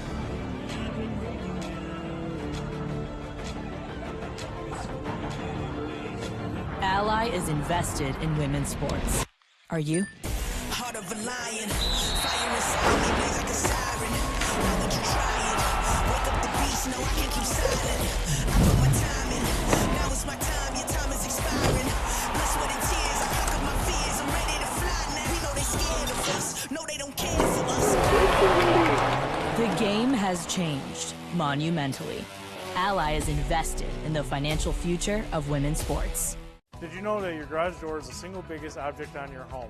So if you're looking to add some curb appeal, it's a perfect place to start. And right now, you can get 12 months same as cash. At Dover & Company, we carry the area's largest selections from top manufacturers.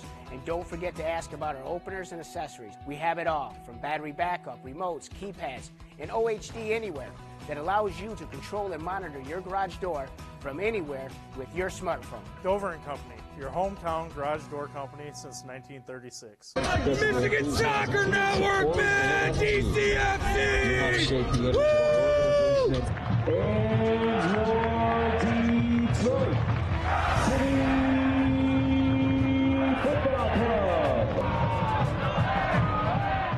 The sights, the sounds of historic Keyworth Stadium.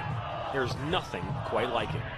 Each week, Jonathan Turner and Neil Rule will break down the most recent Detroit City FC USL Championship match, taking a look at the Eastern Conference standings, looking ahead to their upcoming match, and much more.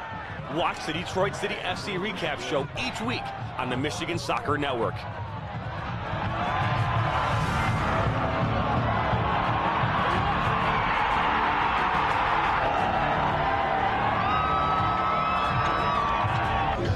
Let's go City on the Michigan Soccer Network. You are watching the Michigan Soccer Network. Come on, City.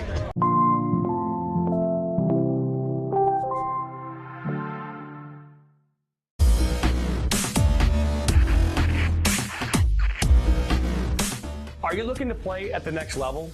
MSN is now offering player recruitment videos. We are excited to partner with you and your family in getting you to the next level. To learn more about our packages and what we offer, head over to the MichiganSoccerNetwork.com. Remember, your journey starts with a click.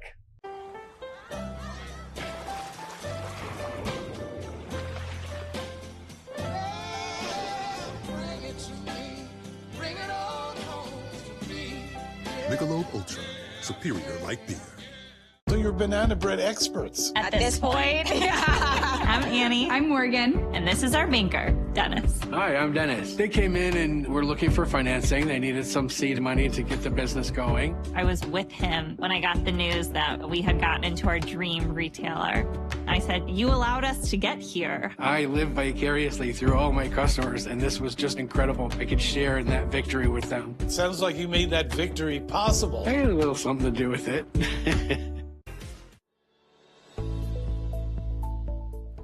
Granite City Food and Brewery has 2 Michigan locations in Troy and Northville. Serves made-from-scratch food, brews in-house beer, and even has brunch every Sunday from 9 a.m. to 2 p.m. To learn more about their daily specials or to book a private party, visit gcfb.com. Make sure you head over to Granite City in Northville at the corner of 7 Mile and Haggerty, or the Troy location at 16 Mile and I-75. At Dort Financial Credit Union, we believe in fulfilling our members' dreams and care deeply about supporting our community. Without amazing partners like Dort Financial Credit Union, we would not be able to do what we do. And that's truly the backbone of our organization, is having those partnerships and community relationships. From supporting community events to our employee volunteers, we are passionate about giving back to organizations that are important to you and helping make our community a great place to live, work, and play.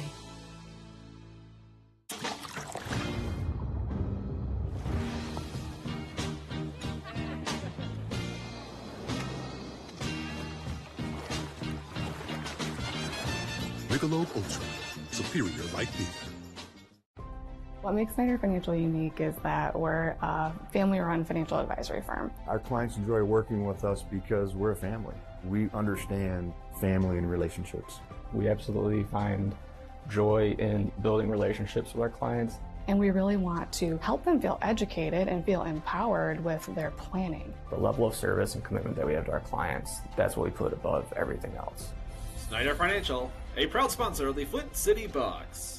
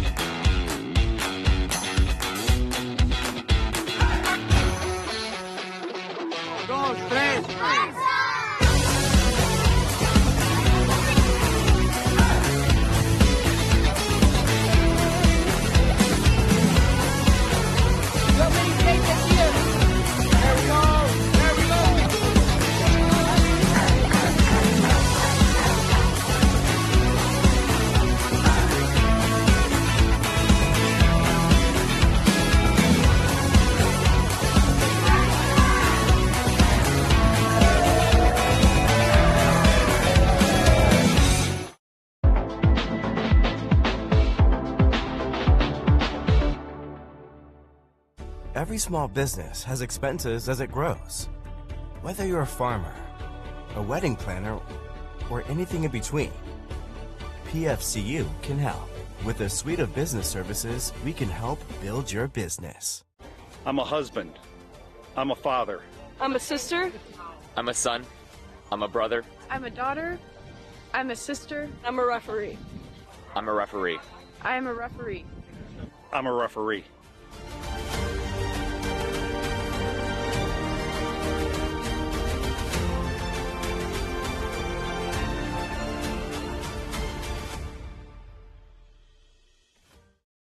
I work in nursing home, I work in the restaurant, and I own my own food truck.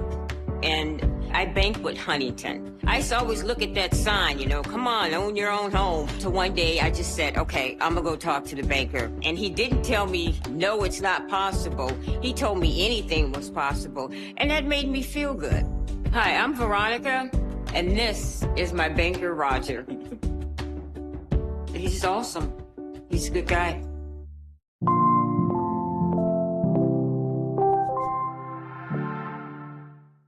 In for Baccarat, get that going! Hugo Baccarat gives Flint City a 3-2. Buckley, all the ball falls to Buckley. One-on-one with Etheridge. What a save! Welcome into the first ever MSN All-State Media Day for girls soccer. Jonathan Turner alongside Dan Stickrat. Ball comes in, a good head! 1-0. Shot, another save from Etheridge. Rebound, and it goes in the back of the net. The Bulldogs up 1-0. Burzma, but then from Lasma. 3-0. Stewart Heights with a shot. Upper 90 and in. Effectively today here on the Michigan Soccer Network, we are launching our new division of player recruitment videos. Mario Canoe now finds Sock. Finds Sock's got a left-footed banger. He shoots it. It's in. Welcome back, everybody, to the MSN Highlight Show. Now, let's go take a look at some of our Play of the Week nominees, of which there were plenty. We'll start here. Chicago Nation, Chicago Fire. That save off the right post late in the game makes our list, as well as this free kick here. Flint City AFC against Michiana Lions, up to the top left corner to get them their fourth of their seventh goal, rather, against the Michiana Lions. This one here, Maryland Bobcats, a save to protect the 2-1 lead for the Bobcats right on that left post makes our list as well. We now go to Beadling SC against Corktown WFC. That penalty kick would be denied to prevent a 2-0 game to keep it within one. We now go to Flint City Bucks and AFC Ann Arbor. This one-handed punch save off the corner kick, what could have been mayhem, was prevented from the keeper. And now this free kick here ropes its way all the way to the top right corner.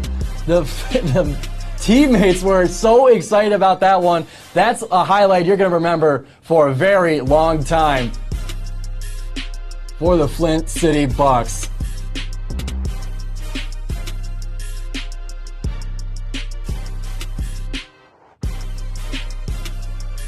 But to wrap up what was a sloppy, rainy day, our winner for Play of the Week goes to keeper Jakub Griziak for that amazing one-handed save to protect the lead for the Flint City Bucks against AFC Ann Arbor, going to his right to the ground just enough to get it around that far post in a game that the Flint City Bucks would end up taking away victorious.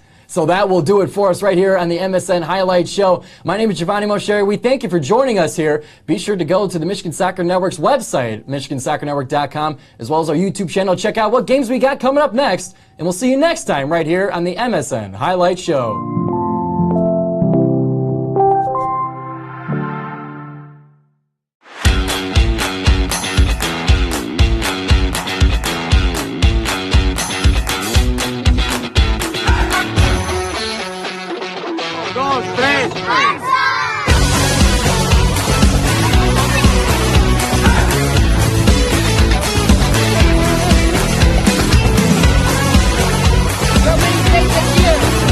There we go.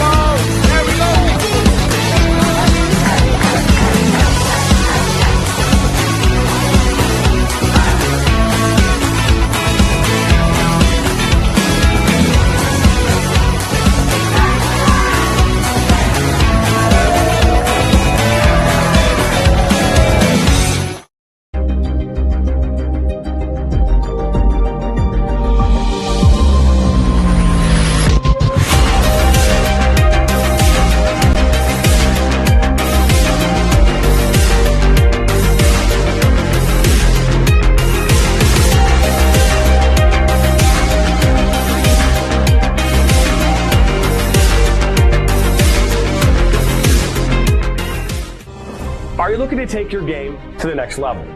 Did you know that MSN is now offering player recruitment videos? Our packages include a player profile where you show your preferred positions, the club, the league, or school that you play in, your current coach contact information, and more. The highlight videos could be self-submitted, 15 to 30 clips that will be put into a 3 to 7 minute long video.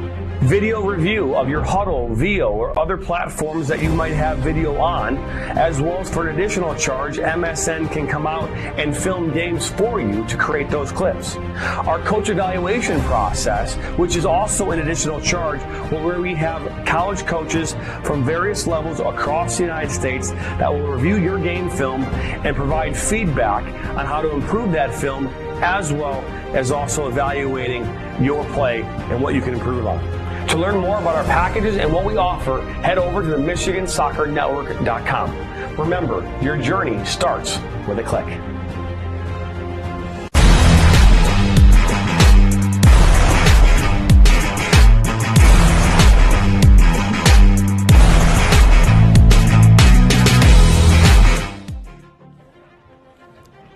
And welcome back here into, not Atwood, but Linden High School here on this beautiful Tuesday evening as these two teams will make their way back out onto the pitch as we just get ready here. It's 1-0 here at the half as we're about to get ready to start this second half. And Giovanni, it was a good first half here as we take a look at the stats here on your screen right now. Yeah, no doubt. The Flint City Bucks, a majority of the possession, and you can see that reflected in a number of shots and those on target, that they've had the ball most of the time, and they've had a lot more chances at it. But give a lot of credit to the Jaguars and their defense and their goalkeeping, that they've been in the right positions. They started to adapt to what Flint City is trying to do here, and they're keeping it a one-score match going into the second half here. You got to imagine that gives them a little bit of momentum and confidence in the second half. I would agree with you on that. Is Jaguars, again, in their white kits will be going left to right on your screen. The Flint City Bucks in their red kits will be going right to left on your screen here to start the second half, as moments away for getting this thing back underway. Center referee Jason Cross will get things going here in just a moment. Thank you for stopping by here on this Tuesday evening in our second game of our doubleheader here tonight on the Michigan Soccer Network.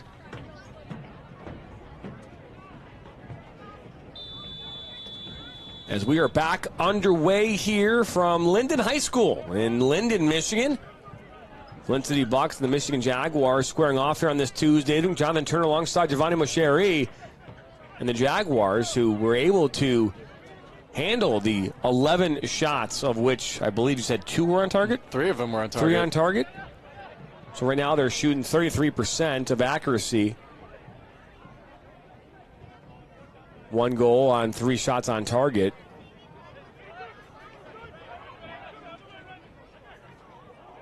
All misplayed, and now ball played up here toward midfield. Malik Henry now on the ball here for the Bucks. Henry cuts inside. Now the ball on his right foot far post, and that one is right at the goalkeeper, and Shane Marinkovic, who subbed on here at halftime for the Jaguars. Yeah, and a great move by Malik Henry there, because we usually see him on that side. He'll usually take the crossover, but taking a bit of, trying to shake up the process a little bit, taking it himself, taking it inside, taking a shot, trying to shake up what the Jaguars have gotten used to. Oh, look at this now, as Armstrong just can't get there in time. This one poked away for a corner kick. Now this is going to be the 6th of the match. That it is, and we've seen matches where the Flint City Bucks had 11 corner kicks in a single match, and it seems like at the pace that we're going here, we're going to get to that point eventually here, but it doesn't matter how many opportunities you get. When you have them, you got to be able to take advantage of them. As this ball is played in, up goes Marinkovic, punches this one away. Settled down now by O'Riordan. Blom on the ball. Henry, good give and go.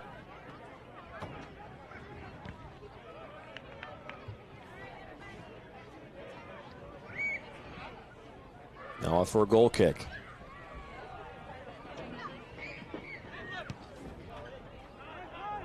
The Jaguars kind of feeding it up, trying to kind of seeming like they're in a hurry here. And we talked about this a little bit in the first half where they seem a little jittery when they get the ball at first. So Henry will bring this one up just outside the 18. He'll put this on his right foot to put it a back post. Was settled down by O'Riordan, and now ball put right back in towards Tavares. So just it down, volley, and now one goes in the back of the net. But the flag goes up for offside. Oh, man, you got to be so frustrated with that. As so focused as you are on the ball and trying to get the shot off, sometimes you miss where the last defender's going, and that flag going up is just a gut punch. So here they come once again. Now Henry gets the ball. Ball on his left foot, shoots towards that back post, and that one crosses the line. But once again, the flag will go up. Offside is the call.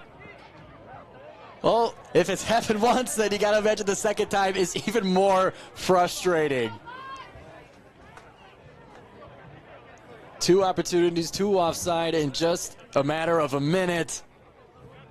But the Flint City Bucks, you're starting to see them start to pile on these opportunities here. But the Jaguars still holding strong.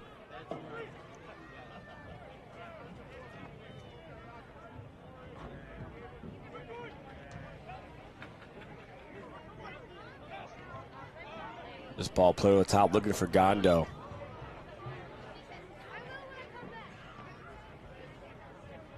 A little bit of contact fighting for that header there will give Jaguars their first free kick of the second half. I almost, and again, Daniel, this means no offense to your comment, but I almost feel like adding another S just to see if we can catch it.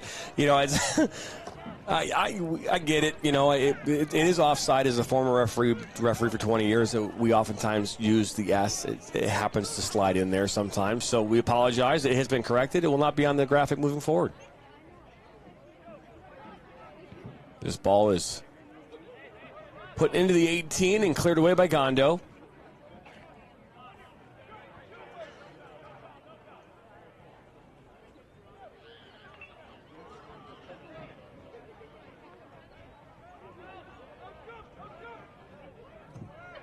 The Flint City Bucks would like to thank So ball will be thrown in here by Gondo. Sponsor of the Big B Game Day Experience. Sign up for a chance to win at your Clio, Flint, Lapeer, and Burton Big B location. This part of the match will be brought to you by the Michigan Goalkeeper Academy. Take your goalkeeping to the next level. To register for the summer camps this upcoming summer, click on or head over to migoalkeeperacademy.com. That's migoalkeeperacademy.com. As now, this one will go just wide.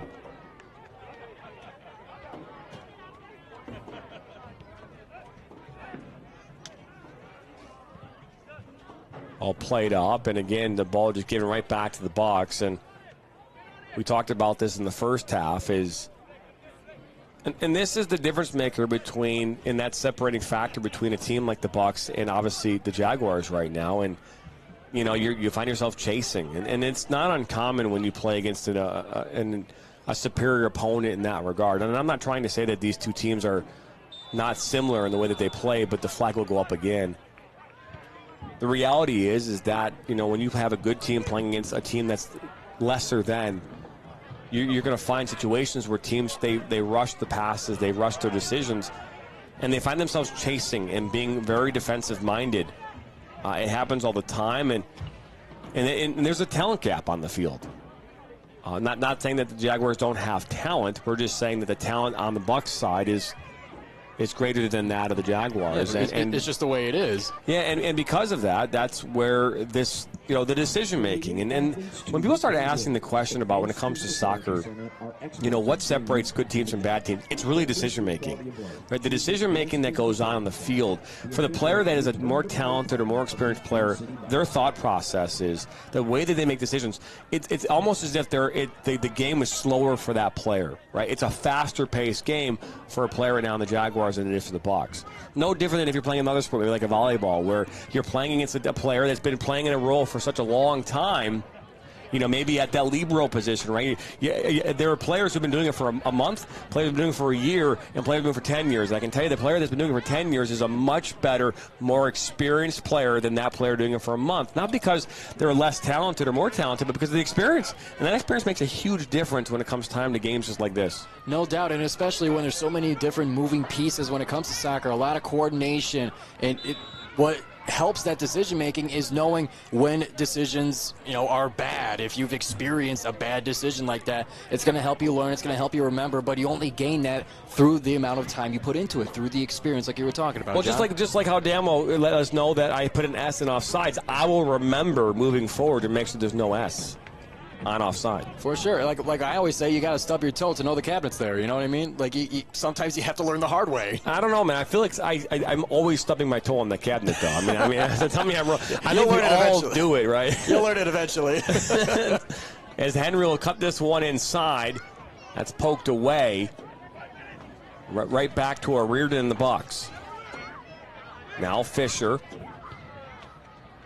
almost hit Jason Cross, the referee, and now ball up and over the top. Ball played back by LaRue to the goalkeeper in Gillingham. Yeah, and for the Jaguars, kind of piggybacking off of the point you were making here, when you have a disparity in talent like that, as a team that might be lower and punching up, it's a much different strategy than when you're playing regular in conference play, because you got neutral or natural instinct is to kind of hunker down and don't do anything to mess it up too bad. But in this kind of situation, you got to be able to kind of relax and do what you normally do.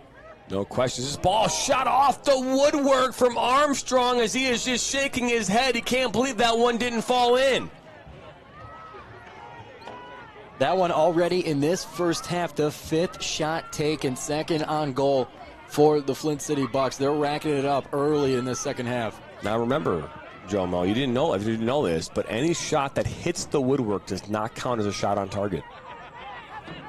Well, we learn that here. It's one of those stats I don't believe is. I think it's a terrible way to not track shots on target. But the reality is if it hits off the woodwork, it does not count as a shot on target. Well, we could say I stubbed my toe there. No, it's okay. No, it's okay because I think most sports fans would not agree with that. And I am one of those fans that do not agree with that reasoning behind tracking stats, but that is the official tracking of stats. Well, when you go by the wording of it, shot on goal, well, it hit the goal. But you did not stub your toe. See, the difference between that is that you put your hand on a hot, the grill, but no one told you it was hot. That's not a mistake. You know what I'm saying? That's, you're just testing the waters.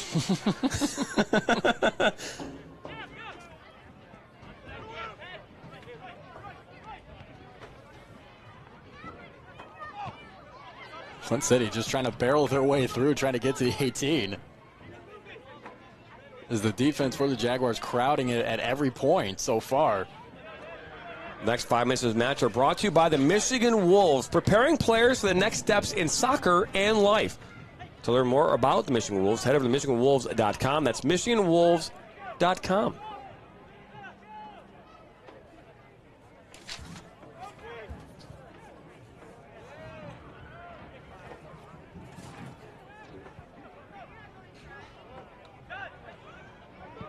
Ball played over the top here towards Henry on this near side.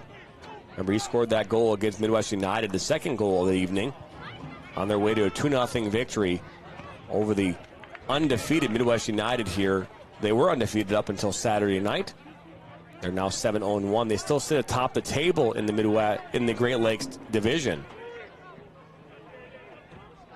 They do have 3 games. The Bucks have 3 games in hand.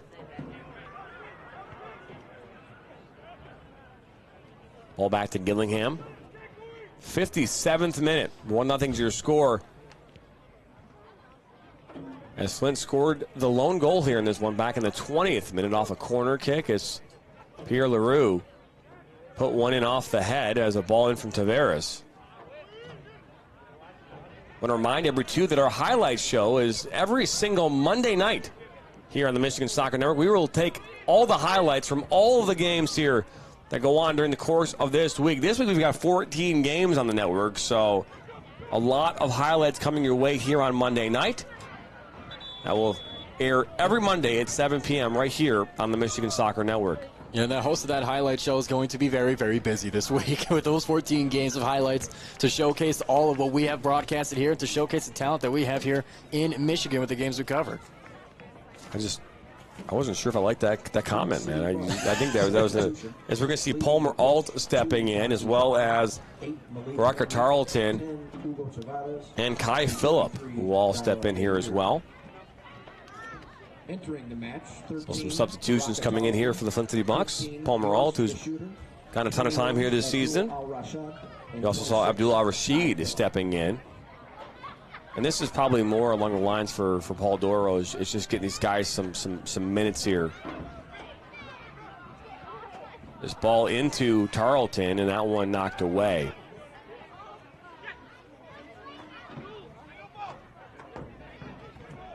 Now Fisher.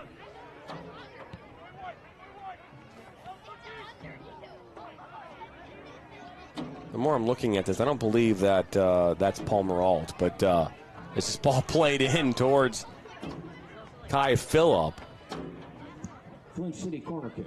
I recognize Alt, and that 15 is definitely not Alt. So I don't know if we've given. I'm not sure. We're going to take a look and see if we have a roster that shows us. Yeah, we'll let you know in confirmation once we receive it to make sure if Palmer Alt is or is not on the pitch. This ball comes in and headed away.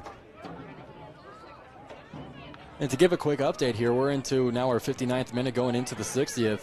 The Jaguars in this second half have yet to take a shot. They're going to call a foul here on this near side, and a yellow card going to be issued to number 33, Alex Diock. It's the second yellow card here of the evening. The first one going to Lopez in the 24th minute and in first half. A yellow card has been issued in the 60th both for the Jaguars. To the Michigan Jaguars, number 31, Luke Winters.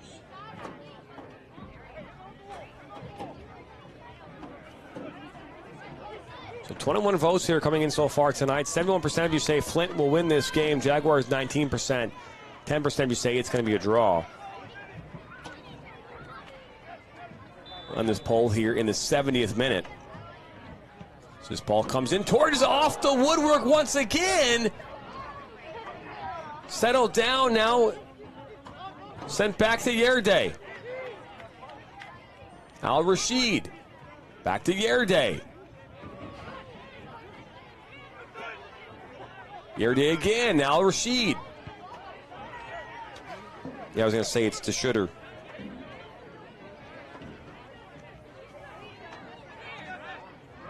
So DeShutter is number 15 tonight.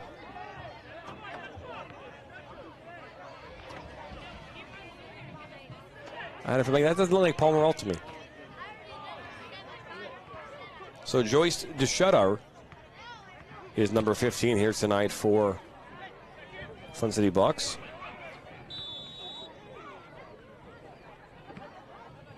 As LaRue goes down, he's slow to get up.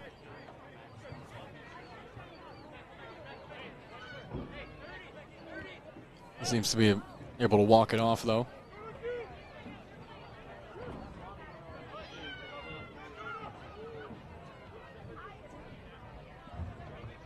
Miller working around that back line. The Jaguars trying to force the action here, just trying to get any kind of possession so far in this first half. They haven't taken any shot yet. All they've been doing is trying to extinguish the fire. Oh, look at this ball coming in, and good work there by Marinkovic. And extinguish the fire that the Bucks are lighting so far in this match, even though it is just 1-0. They've had the possession nearly the entire time. It was a foul. I'm sure it'll be called there on 51, Matt Cadena.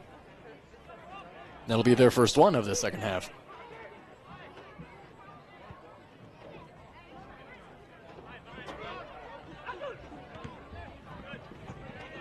Sal's Gym is the official strength and conditioning partner of the All goes out as this next 5 minutes match brought to you by Premier Sports Center.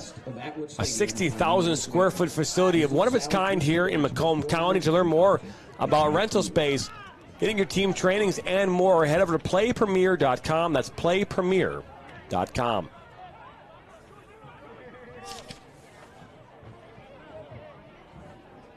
Well, look at this opportunity now for Jaguars. That one cleared away just in time as Adam Lisike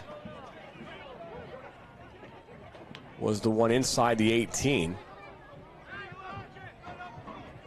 And narrowed past their cost, and then one of the few possessions they've had. They're frustrated with it.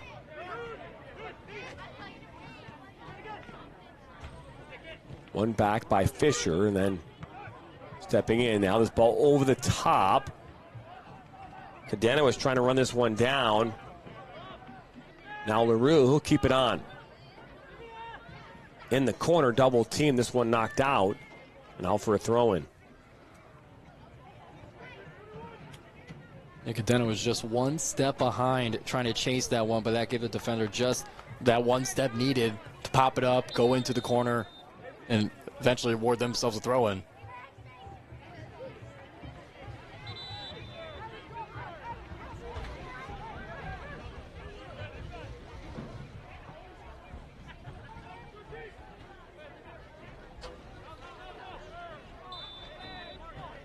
So Fisher will put this one back in.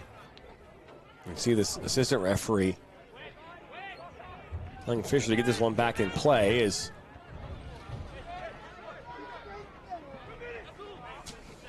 Al Rashid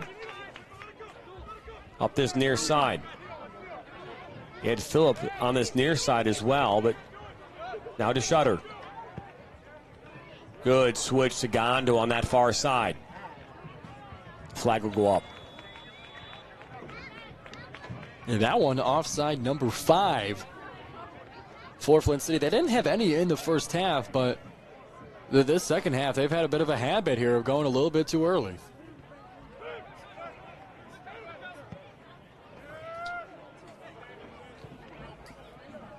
So the ball goes out here as Plus Ike was the intended target for the Jaguars. He'll come and win this ball back, though. So good work from him. Seeing a little more forward attack here now from the Jaguars. They have struggled in this game to really get anything going offensively. That's what's going to make this free kick here all the more important. If not to get it on the first contact, maybe from a header, then to at least just keep it up and keep the possession of it. Get maybe a second shot at it. This one put inside, and Gillingham makes the grab. A good cross, but just too close to the keeper for the Flint City Bucks.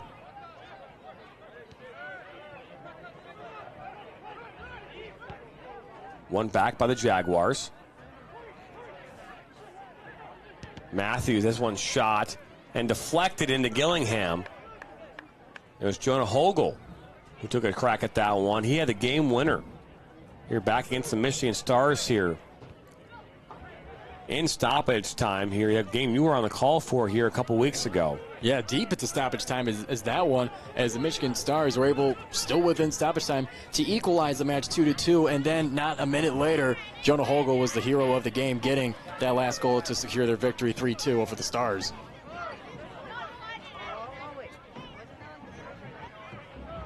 So we're seeing more spells of possession now here for the Jaguars, as things are starting to settle down.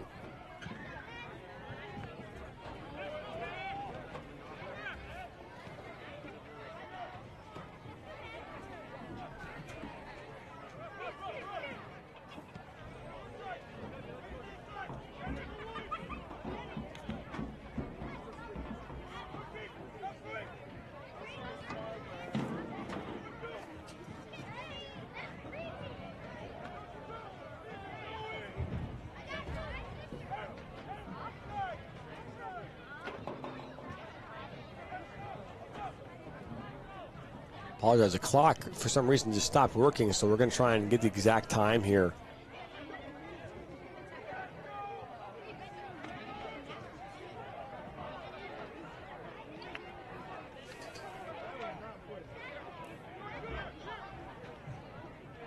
And the Bucks coming back now on possession here, back to regular form here. The Jaguars in the recent minutes have had their chances at it. They've had a free kick close to the box, but time after time we're seeing them maybe at times a little bit too eager, sending the ball up far a little bit too early, and sometimes that costs them a possession. And against a team like the Flint City Bucks that are so heavy on possession, you might not get another crack at it for a while, and we've been talking about that all game long.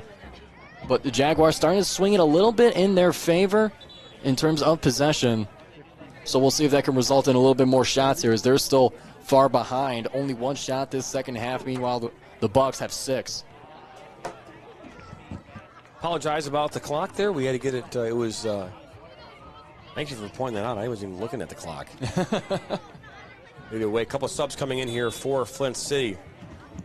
Flint City substitution. As number 18 is Schneidy Mimi, and Pasha Dashin will step in here today. They'll take out Entering the match for Flint City, Yerday as well as Darren Armstrong. So Dashin will step in for Armstrong,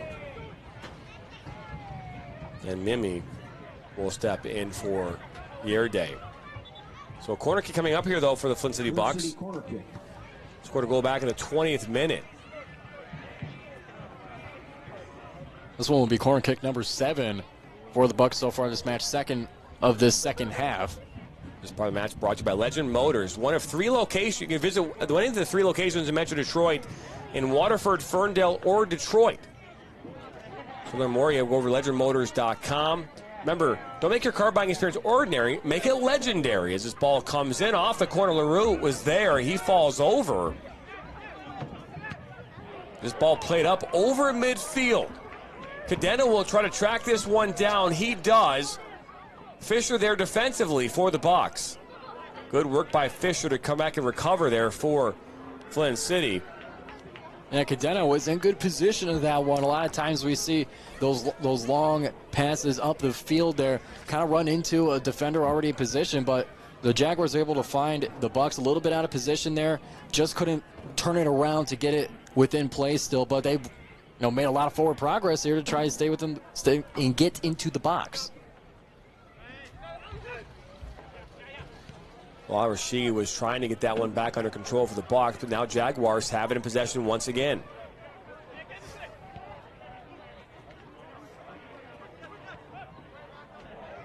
Good ball movement.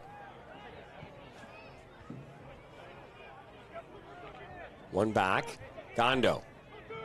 Into Dashin. Back to Gondo. Over the top. Looking back now. As it running into this. Making the grab, though, is Marinkovic. Dashin was the intended target for the Bucks. And we're going to officially end our poll here now. Because if you're voting in it now, then I wouldn't count that as much of a valid vote, so we got to cut it off somewhere. Coming soon, we're going to have a pregame show coming up here for Flint City Bucks. We have this unbelievable studio now here where we can do a lot of really cool and amazing things. So we will provide a live pregame studio show here coming up for an upcoming Flint City Bucks. Actually, I think we're going to do it again first time here in a couple weeks. We'll keep you updated about that. It'll be a half-hour long show.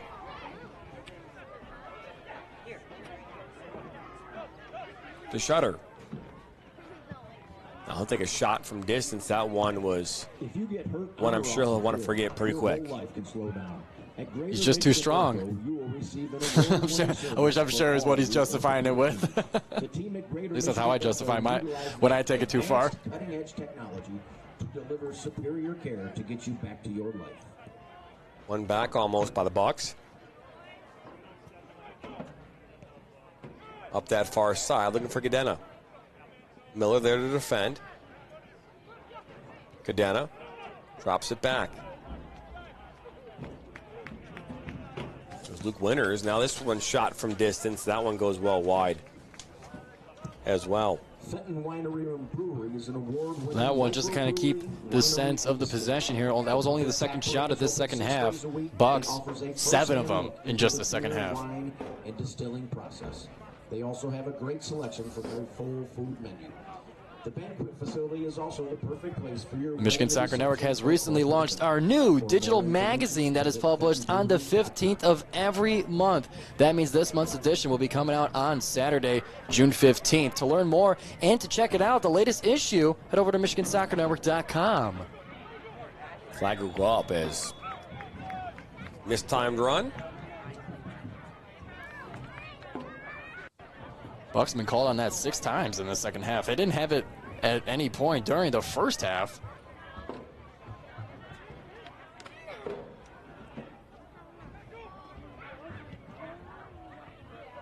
All over the top and all the way back to Gillingham.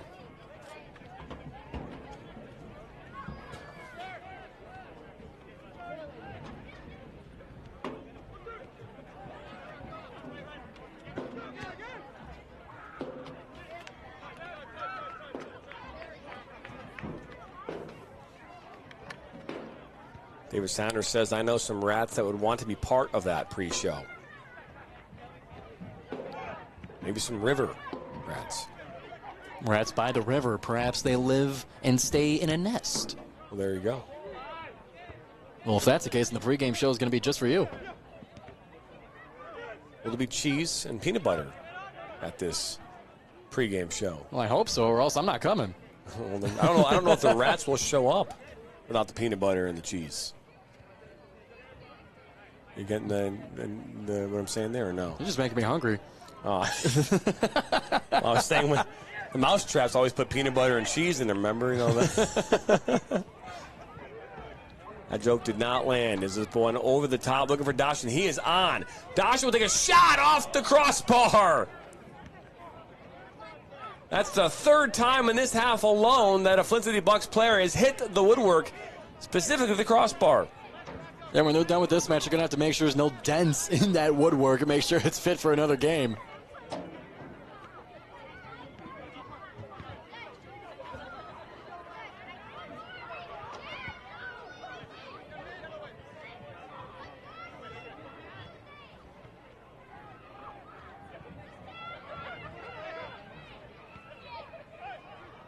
Good work, but now taken back by the Bucks.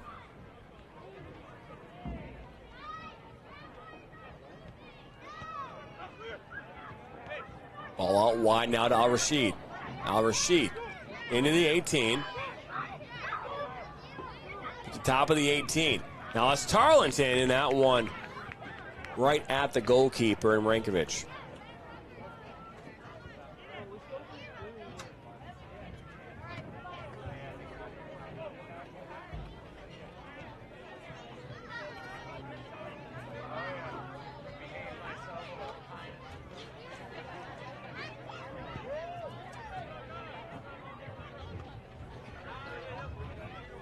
The shutter. Al-Rashid, heavy first touch. Back to Al-Rashid. Double teamed. Still finds a way to get through both of those defenders. Al-Rashid puts us across. Brankovic with his great save. Diving to his left. That one gets past a wide open Bucks player with an open look.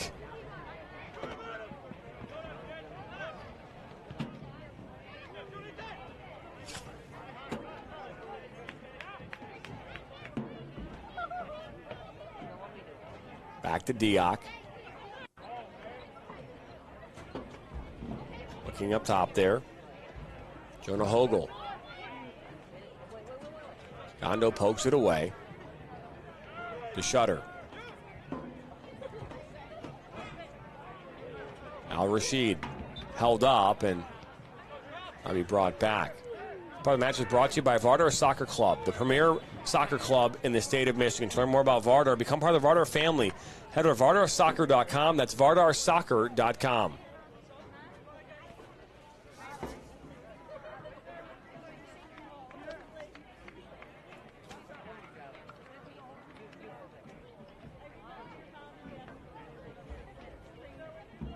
Going to see a substitution now coming on here for Jaguars as Andres Gomez is back on. You're also going to see number 17 coming on, Ibrahim Diamandi. Taking off Pierre Leroux, who scored the goal back in the 20th minute.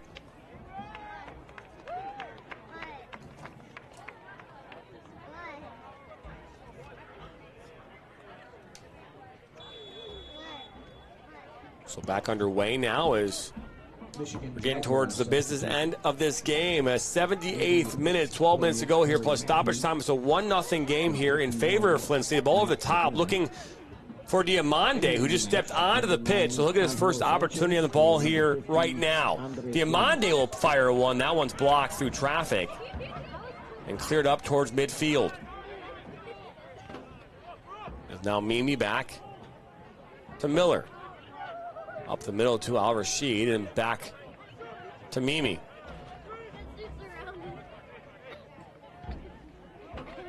Diamandi. Flint City substitution, leaving the match for Flint, number 4, Pierre Leroux. The Bucks right now, no reason to necessarily move it forward. It's going to be up to the Jaguars to force the action. One back by the Jaguars.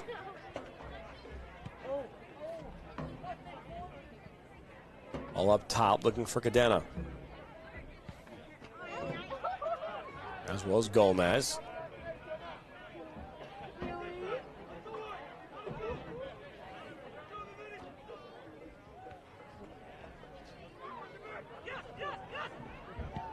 The shutter over the top, and the flag will surely go up as Kai Phillip looked to be a mile off. That one is number 7. I'm still shocked here as the shift for the second half here for the Flint City Bucks. No offside in the first, now 7 in the second half. Good battle. Angelo is the one that is now on the pitch, number 9. Angelo S is what I was given. Ball played in and just outside the 18. Dioc was looking for Angelo, and that one will go past his feet and out for a goal kick.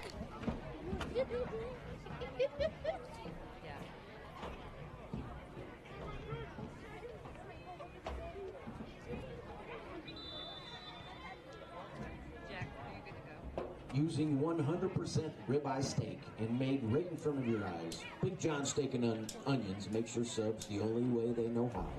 The delicious way.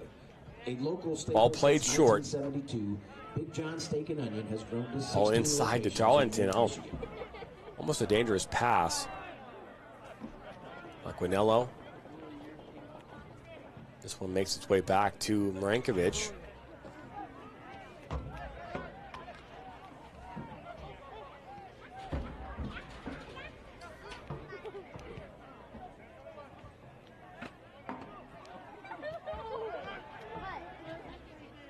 Gomez looking for Angelo. This one will go out. Jaguars have had a little bit more recently, much more possession that they have in the beginning of this second half or even much of the first half as well. But Flint City is not making it easy once they do get possession of it. They're crowding the territory and, very often beating the Jaguars to their own passes, especially when they go far upfield. So Gomez is going to get tripped up. So a free kick coming up here for the Jaguars. Yeah, Gomez was knocked around just a little bit on that series there. But the second or third contact by the time they blew the whistle.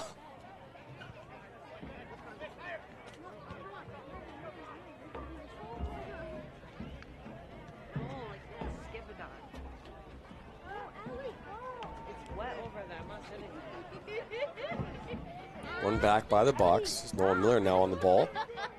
Again, Flint City in the all-red kits going right to left on your screen. The Jaguars in the white kits going left to right. All over the top, looking for Diamandi. Diamandi. Putting the moves on.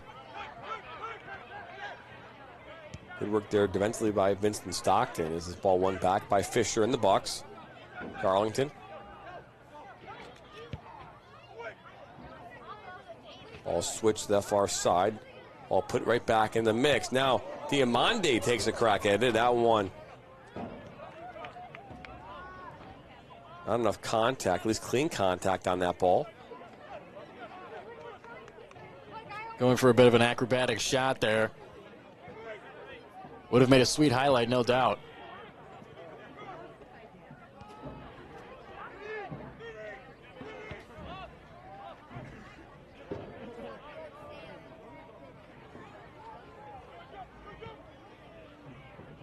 Good touch into Gondo. Looking for Dashin and intercepted.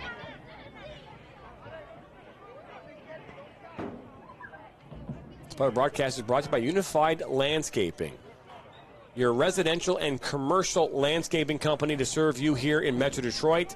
To learn more about Unified Landscaping, visit our website, MichiganSoccerNetwork.com, or you can call 810-938-2141. It's 810-938-2141. That's Unified Landscaping. Mention MSN and receive a free lawn cut on your first lawn care services.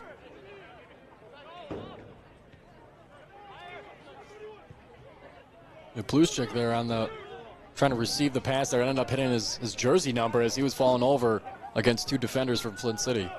Now Al-Rashid back behind that back line. Looks to put this one in the middle for Dashin and cleared away by Luke Winters. Marinkovic applauding his defense there, preventing a high-speed opportunity there. Now a little bit more control with his throw-in on this side for the Jaguars defense. Good break by Al-Rashid. The shutter. Fisher. Diamande.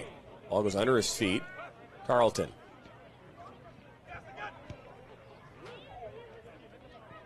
The shutter.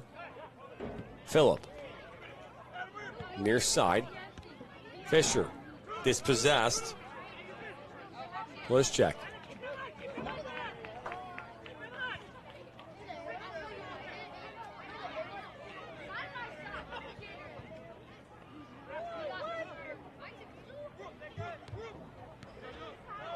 Almost one back there by Pluschik. They're going to walk their way all along the touchline, looks like. So Hogel and Schneider-Mimi getting tied up here. A lot of jersey there, no doubt.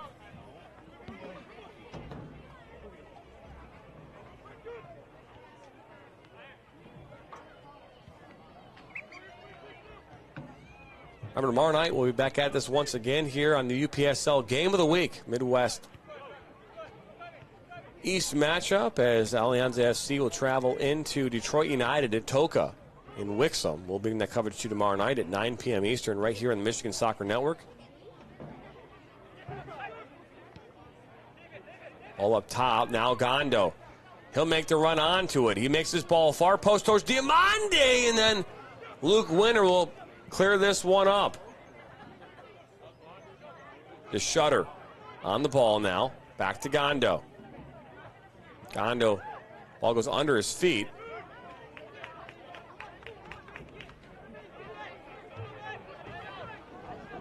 Al-Rashid comes in, knocks Gomez off the ball, and now a yellow card being issued to Al-Rashid. First yellow card against the Flint City Bucks here tonight.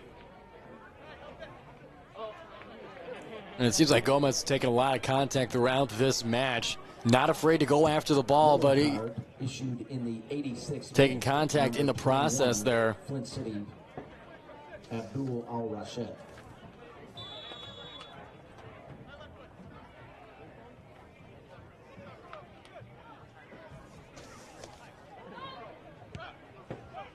Ball comes in. Down by the corner. This one will go out for a corner kick here for Michigan Jaguars. We are in the 87th minute. 3 minutes to go here, plus stoppage time.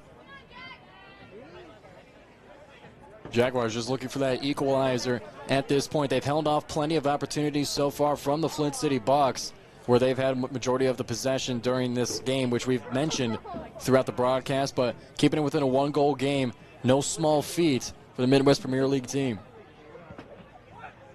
Off the corner, finds his way right there as it cleared away by Nolan Miller. That ball came across, and Jonah Hogle was almost there to find the equalizer. Side of the pitch.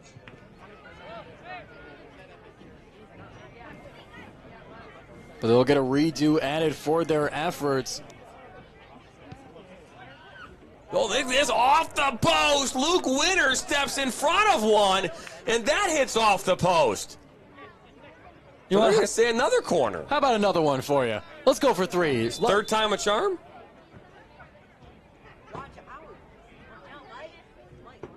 So now the referee will come together with Al Rashid and Angelo.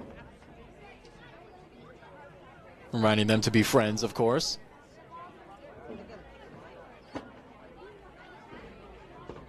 A lot of contact continues right in front of the net. Well, here comes the corner. Mentioned the third one in a row here for the Jaguars. This Kai Phillip is slow to get up. But he'll rise to his feet now with the help of Nolan Miller. And fighting for that high header there. Took a little bit of punishment for that. Long throwing into the box. Diamandi now will track this one down for the box. And now on the counter, here come the box. DeShutter. DeShutter now makes a good run.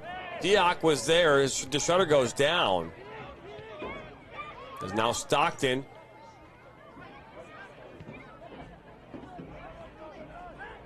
Gets things started here for the Jaguars. This ball over the top.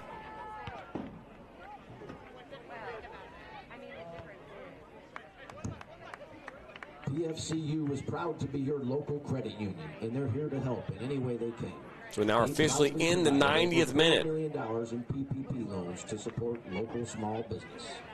Visit PFCU, the number 4. That one's going to roll for a goal kick now after 3 corner kicks in a row for the Jaguars. Had 2 great opportunities right in front of the net, just finding its way outside of the post, but they were very exciting and close opportunities. Some of them awarding them another corner kick to give them those 3 in a row. In the late minutes, the Jaguars starting to find new life, but unfortunately time is running out to try to get the equalizer.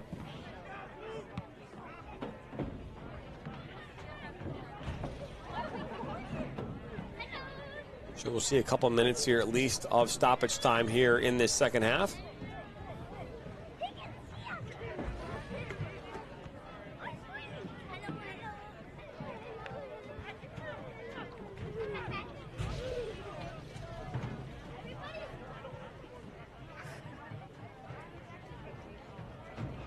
Settled down. Carlton, Phillip. Now Angelo. Bliszczak.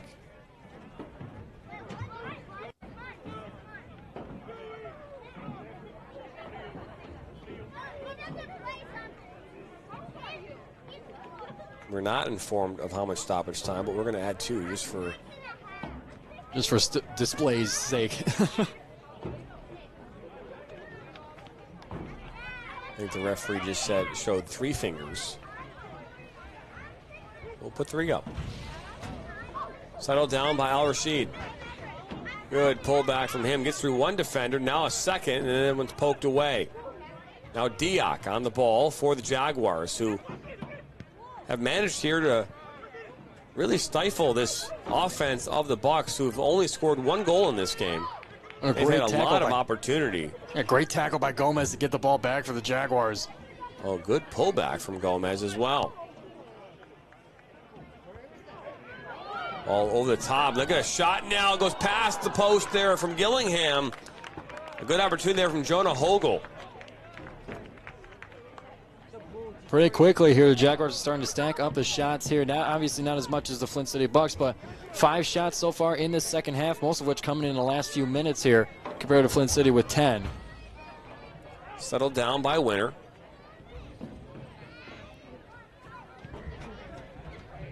Quinello. Touch outside. Looking for Hogle. Now Miller. Miller will try to hold this and buy time. More like waste time. Well, when you have the lead, there's no reason for you to rush. It's up to the other team. How bad do you want it? Now Diamande will look to clear this one and makes his way that far side to Dashin. Into Al Rashid. Al Rashid. Right, oh, and he'll be taken down, and Diak helps up Al Rashid. And Al Rashid doing everything he can to just bulldoze his way through the Jaguars opposing him. Eventually getting tripped up. We see Al Rashid's not afraid to keep things moving. And that is where this game will come to an end. And the final score here is 1-0 here after that 20th minute goal from Pierre Leroux is the only lone goal here tonight. I was expecting a lot more goals. Yeah, and I'm especially sure after last night. Yeah, and I'm sure a lot of the people that voted in our poll, 71% said they would take the Flint City Bucks. You are correct, but I would imagine a lot of those voters would have expected a little bit more, points on the board in that sake. But the Jaguars have done a great job on defense to be in the right positions. Great goalkeeping by Marinkovic and Henrique to keep it the score that we see here. Unfortunately, the possession for Flint City Bucks taking it the majority of the time. Limited opportunities for the Jaguars, but for the Jaguars, you're walking away from this saying, hey, we did a pretty darn good job. No question about that. I want to thank our camera operator, Ryan Gagnon, tonight out in Linden. I want to thank our production team, everybody here that makes MSN so great and so special here. As always, Giovanni, it's always a pleasure, man, working with you. Looking forward to working with you on Friday and Saturday. No doubt. Looking forward to working with you as well. That will do it from us here at Linden High School. My name is Jonathan Turner. Don't forget, subscribe, like us, and share us with your friends and family. And go watch the highlight show if you haven't watched it already. We got a lot of great highlights from this past week. We got more coming your way next week. From all of us at the Michigan Soccer Network, we want to thank you for stopping by. The final score here from Linden: Flint City Bucks 1, the Michigan Jaguars 0. So long, everybody.